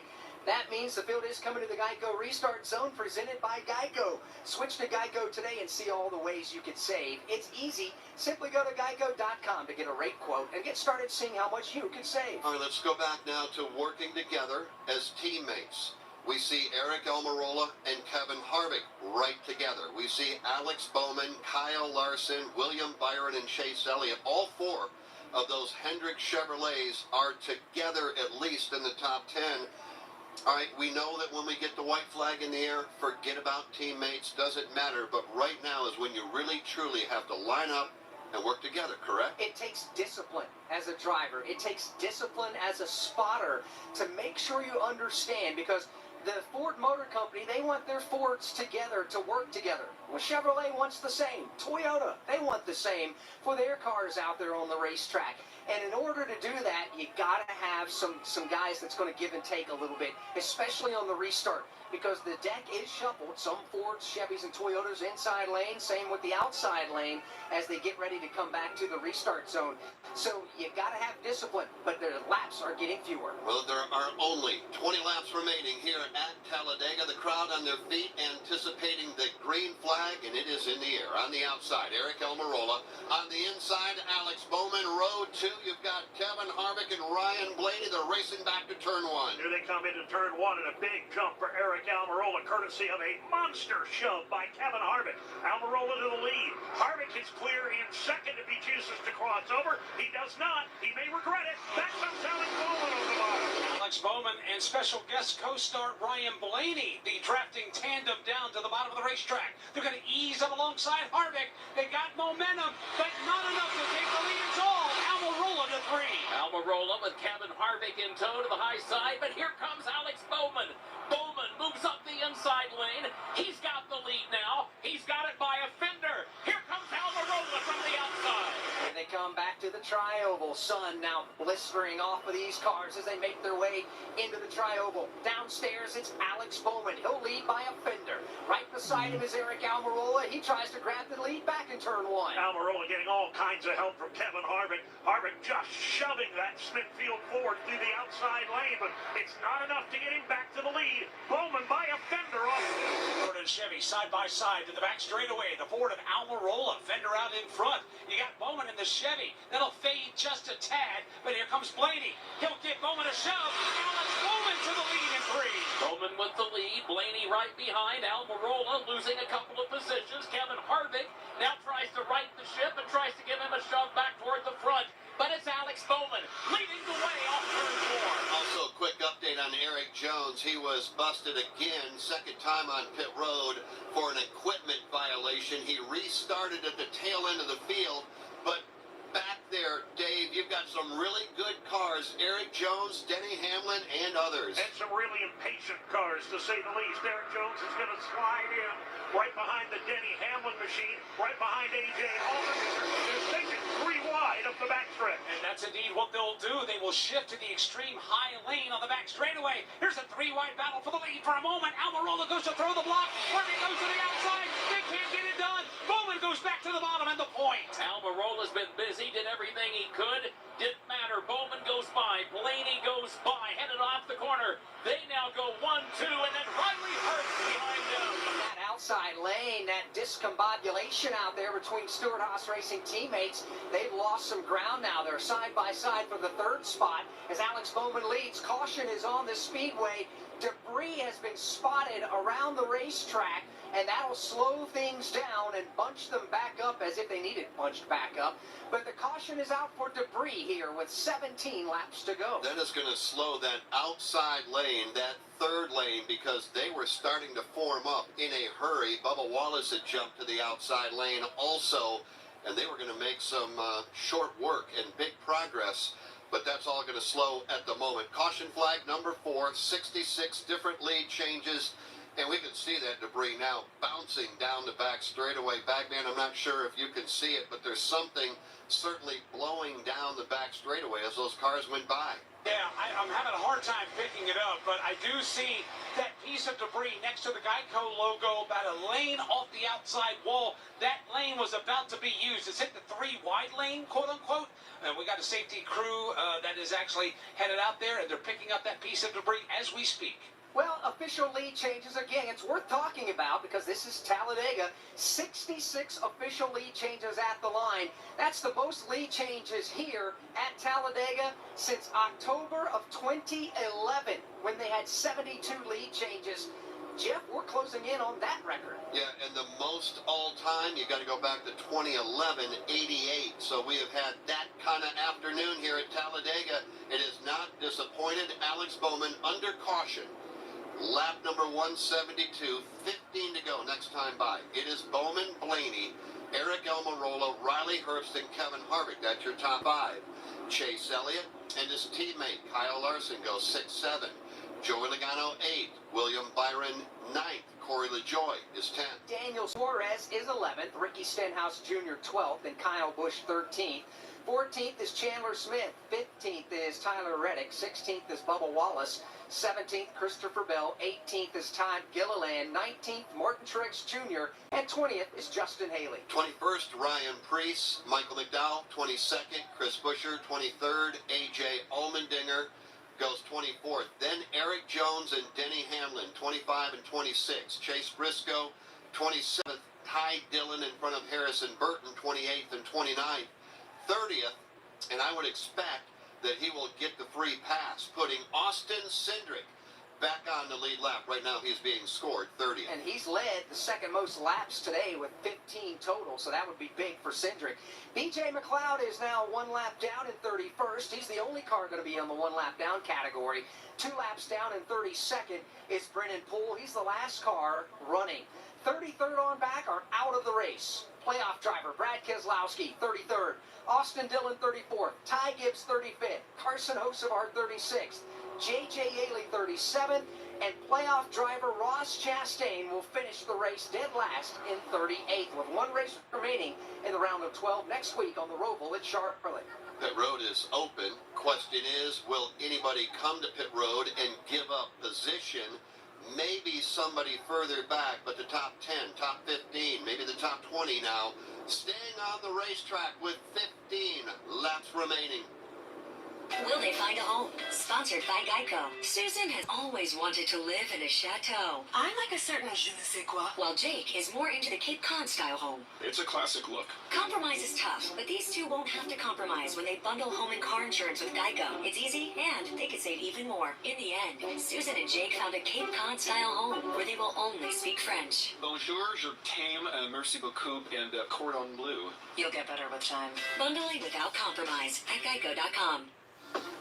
Welcome to Homestead Miami Speedway, where the sun and sand of South Beach meet the heat of NASCAR playoffs action. An Xfinity and Truck Series doubleheader on Saturday, a Cup Series playoff showdown on Sunday, and a South Florida fiesta all weekend long. Experience NASCAR playoffs weekend at Homestead Miami Speedway, October 21st and 22nd. Get your tickets now at homesteadmiamispeedway.com. 14 laps remain, 1 to go at the line. So when we come back, we'll be ready to go back under the green flag from Talladega Superspeedway. This is the Motor Racing Network, the voice of NASCAR. Feel like you're in the driver's seat and never miss a second of the race action with Racing Electronics. Racing Electronics scanners allow you to listen in on uncensored audio from your favorite drivers, spotters, and crews the entire race. Hear team strategy with critical passes, dangerously close calls, and all the pit stop drama. To learn more, visit them at racingelectronics.com. Be race ready. Be RE equipped. Hi, I'm Ryan Blaney, a third-generation race car driver, and I dedicate a lot of my time going fast. But when my grandpa was diagnosed with Alzheimer's, it was a very unexpected bump in the road for us. It's important to notice if older family members are acting differently or having trouble with routine tasks. Early detection of Alzheimer's can give your family time to explore support services and access available treatments. If you or your family are noticing changes, it could be Alzheimer's. Talk about seeing a doctor together. Visit alz.org/time to talk. A message from the Alzheimer's Association and the announcement. This is Kyle Larson, and you're listening to the excitement of the NASCAR Cup Series playoffs on the Motor Racing Network, the voice of NASCAR. Now back to the race.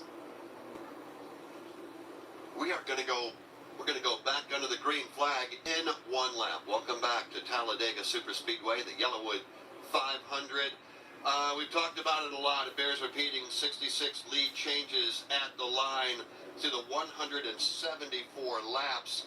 And I think even a bigger number is the number of different drivers that have led at least at the line, Alex. Yeah, they have 25 different drivers have at least led one lap here in the race to this point, led by Joey Logano. He's led 47 of the 174 laps. Austin Cindric's led 15.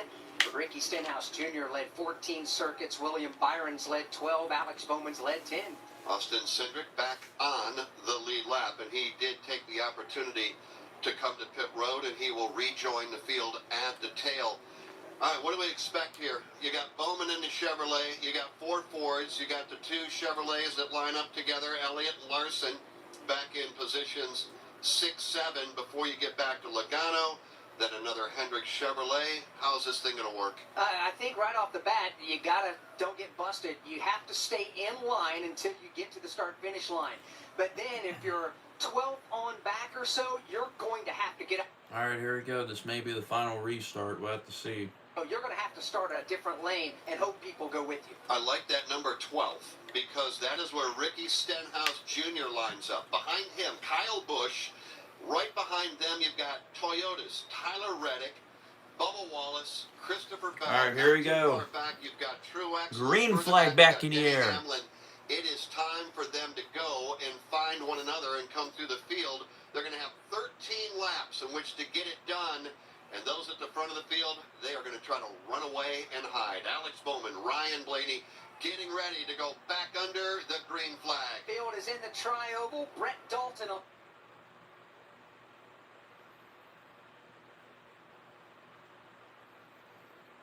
Oh, gosh.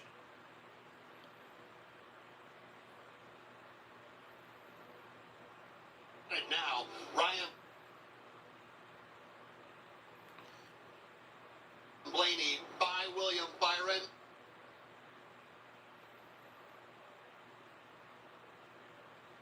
By Kyle Larson, going after the lead. Here comes Ryan Blaney climbing the banking all the way to the second group, going for the lead on the outside. He's not quite there. Third row beginning to organize a little further back, but at the front, they're wheel to wheel for the top spot. Here they come out of turn number 2. It's Alex Bowman on the bottom. You got Kevin Harvick. He'll lead the middle lane, and here comes a lane led topside by Ricky Stenhouse Jr. But up front, Blaney will give the shove to Kevin Harvick as he will take the lead. With Blaney stacking up to the outside of Alex Bowman. Bowman began to backslide along the inside lane just as quickly. He finds momentum. Here he comes.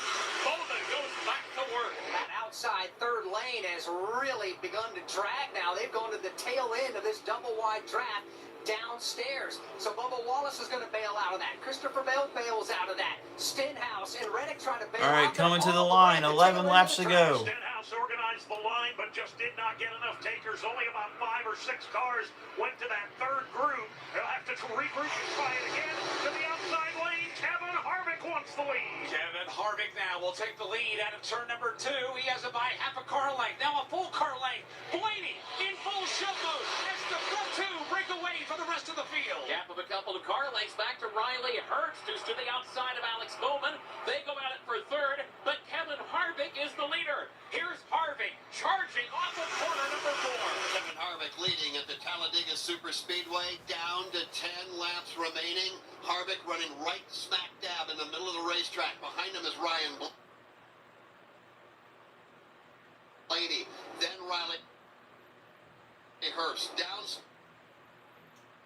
you've got Chevrolet teammates. Kevin Harvick trying to resurrect a difficult season with a win here this afternoon at Talladega, but he's still a long way from home. Side by side for second. Here comes Byron. Here comes Bowman back to the inside for the 2 spot. Kevin Harvick right down the middle of the back straightaway in his final drafting race. Could it be the day that he takes them all to the woodshed? Not so fast if Alex Bowman has anything to say about it. And he's got help in the form of Chase Elliott working down to the inside. So Bowman goes to the lead. Elliott goes to second. And the lane's open for Chase Elliott to come after Bowman.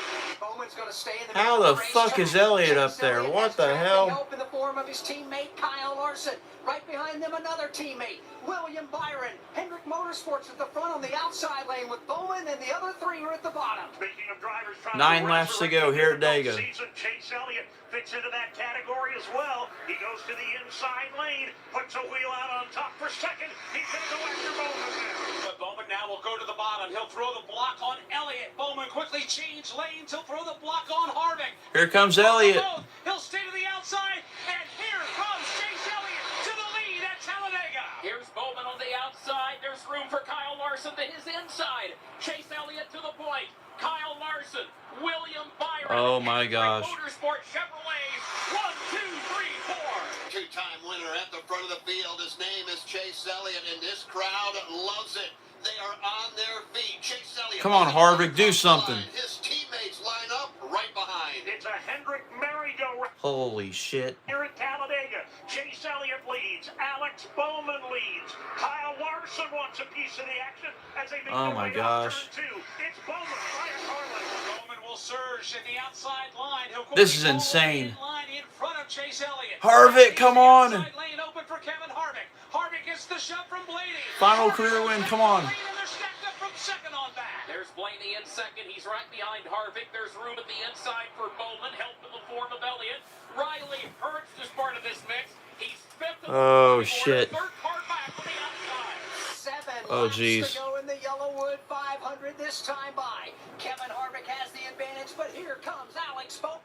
He goes to the whip on the bottom of the racetrack. Bowman has tracking help courtesy of his Oh my teammates. gosh, you gotta be kidding me. Bowman digging hard on the bottom now, trying to make his way underneath the Ryan Blaney machine. That's Harvick still in the lead. Bowman second. Blaney third. Now he's going to go after Kevin Harvick. Side by side, coming down the backstretch. Turn 2. That'll quickly be gobbled up. Here comes Bowman back to the bottom of the racetrack. Ford and Chevy. Oh my god, holy shit, he's getting a big push. Harvick to the outside. He's looking for some help. Blaney's dropped back a car length. The inside line. As a Shit, result, come on, Harvick, come on. Alex Bowman, he's got the lead. He's up by a car length off the corner with Chase Elliott right behind. Come on, Harvick, there you go, get a push. Oh, jeez, he almost got killed. Ooh. Running 193 miles an hour. Goodbye, Alex Bowman. See ya, Bowman, see ya. Tuh. At the front of the field. White knuckle time at Talladega. Chase Elliott. Jesus, Bowman, what the hell are you doing? Tuh. Golly. Oh my gosh, Bowman goes back high. He'll lead the field off turn number 2. He'll lead the bottom lane. You got the middle lane. That will be led by Kevin Harvick. Here comes an outside line run led by Alex Bowman. Bowman trying to find some momentum way up to the high side, but he's got. Dude, is Chase Elliott really gonna win? Bruh, this is stupid. Elliott the leader. The inside line strong off the bottom of turn 4. He doesn't even deserve the win, bro. Hell, he's not even in the playoffs. 5 to go in the Yellowwood 500. Chase Elliott up front. Kyle Larson, William Byron go 1, 2, 3. Daniel Suarez has the Tootsie's Orchid Lounge car running for. It's anybody's ball game in the final 5. Oh jeez, here comes Byron. Oh, Byron to the high. Oh my gosh. Byron to the outside. What's he gonna do? Chase Elliott leads. He's gonna get a push from Harvick. Oh Jesus, I thought Bowman was about to die.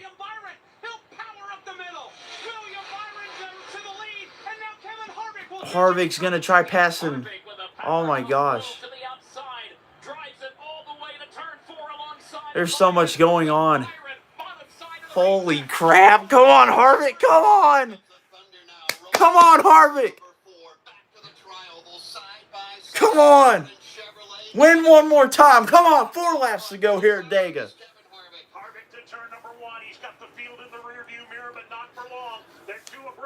Holy shit. Come on, Harvick. Come on. Come on. Block him. Block everybody. Block everybody, Harvick. Come on. Harvick, go back low, low, low. Oh, shit. Shit. God damn it. Fuck off, Byron. Fuck. Oh, man, this high line's about to get a good run, though. I can see it. I can see it. I think they might get a good run. Maybe. Coming out of 4. Come on, Harvick. Get a good push. Yes, yes, yes, Blaney. Come on. Keep pushing him. Fuck, it's not good enough.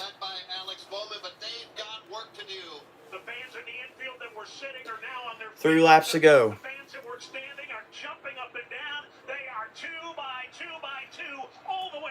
Oh, jeez. Come on, Harvick. Come on.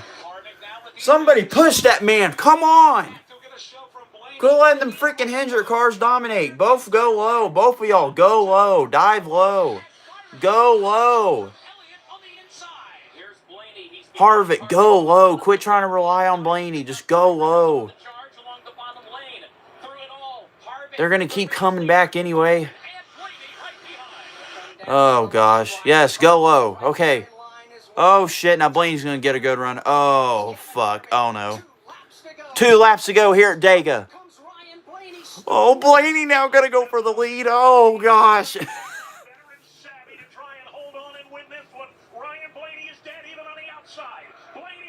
Could Blaney have another historic finish at Dega? He did it not too long ago with Newman. Oh, gosh. Oh, my gosh. Come on, Harvick. Come on.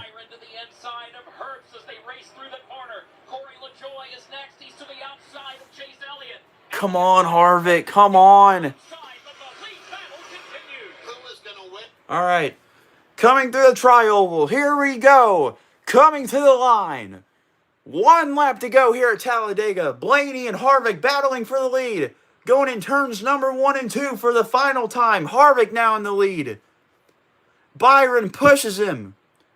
Coming out of turn number 2. Coming down the backstretch. 1 final time. Who's going to make a move here? Harvick still in the lead. Blaney second. Harvick throws a block. Blaney goes low. What a move by Blaney. Entering turns 3 and 4 for the final time. Can Harvick do anything? Will Byron do anything? Blaney's still in the lead. Harvick trying to get a run here. Will anyone push him? Coming through the tri-oval. 1 final time. Harvick trying to battle Blaney here. Will the closer Harvick do it? Oh! Photo finish to the line! Oh, I think Blaney got it. I can't tell who got that. I think Blaney did, though. Holy shit, what a crash. What a finish. Oh my gosh, I think Blaney got it by a nose. Holy crap. Ryan Blaney, I think he just had another photo finish. Another photo finish for him at Dega. Holy crap. Yeah, look at that, dude. He won. Oh my gosh. Wow, not even by that much either. Ryan Blaney wins at Dega. Holy crap. Unbelievable race. Unbelievable race. Ryan Blaney by inches over Harvick. Riley Herbst got turned, went down and collected Chase Elliott. Harvick should have side drafted him right there. Harvick, if he was going to side draft him, he should have done it right there. But no, he waited till the last second. Ryan Blaney, he is celebrating his win here this afternoon with over 18 million miles and 700 Cup races. Sunoco is proud to be fueling victories for over 20 years as the official fuel of NASCAR. So the next time you need to head to the track or just hitting the road, fill up with Sunoco to keep your engine running strong. The grandfather clock is counting down to more than just a winner. Drama is building. It's the final chance for a driver to make it to the championship four. For a fan to catch all the drama. Chastain gets it right back to Hamlin in turn 2. At the short track in NASCAR. Chastain's in video getting It moved. all comes down to Martinsville. The whole family's invited. NASCAR Playoffs Weekend at Martinsville Speedway, October 26th through the 29th. Get your tickets now at martinsvillespeedway.com. Jeff Gordon wins at a total 500. Wow. Blaney with the clutch win at Dega. Wow. Oh my gosh, dude. Ryan Blaney, dude. Holy crap. I honestly didn't think he was going to win today, but wow, he shocked me. He proved me wrong. Holy crap. Blaney with the win. Wow. Unbelievable. There he is getting out of the car. Look at him, dude. Dude, he's pumped. He is pumped, dude. He's like, hell yeah, let's fucking go. Celebrating with the crowd here this afternoon. You'll hear from him coming up shortly when we head down to Ruoff Mortgage Victory Lane. Right now, let's go down and visit with Chase and Toy. William Byron brings it home in the third spot. And can you breathe a little bit now? It seemed like those last 10, 12 laps, you guys had to hold your breath out there to make things happen. Take us through it. Yeah, for sure. It was really intense there at the end. I just couldn't quite get pushed as square as those guys. And, I felt like where they could get connected and create runs, they just got us there down the backstretch the one time. And the 4 actually got in front of me, and then that allowed, I think, the 12 to get in front of me, and the 4 actually went back to the middle. So our Exalted Chevrolet was really good all day. Just needed a little bit more to... Alright, well, that's probably going to do it here, guys. Thank you so much for stopping by the stream. It means a lot, seriously. I didn't think this many people would actually show up. But, anyway, guys, go subscribe to the main channel before I end the stream. But anyway, guys, thank you so much for stopping by. It really means a lot. Love you guys. Remember, subscribe to my main channel, Eric Amaroli. I'll be streaming back over there on next weekend. So, love you guys. See you.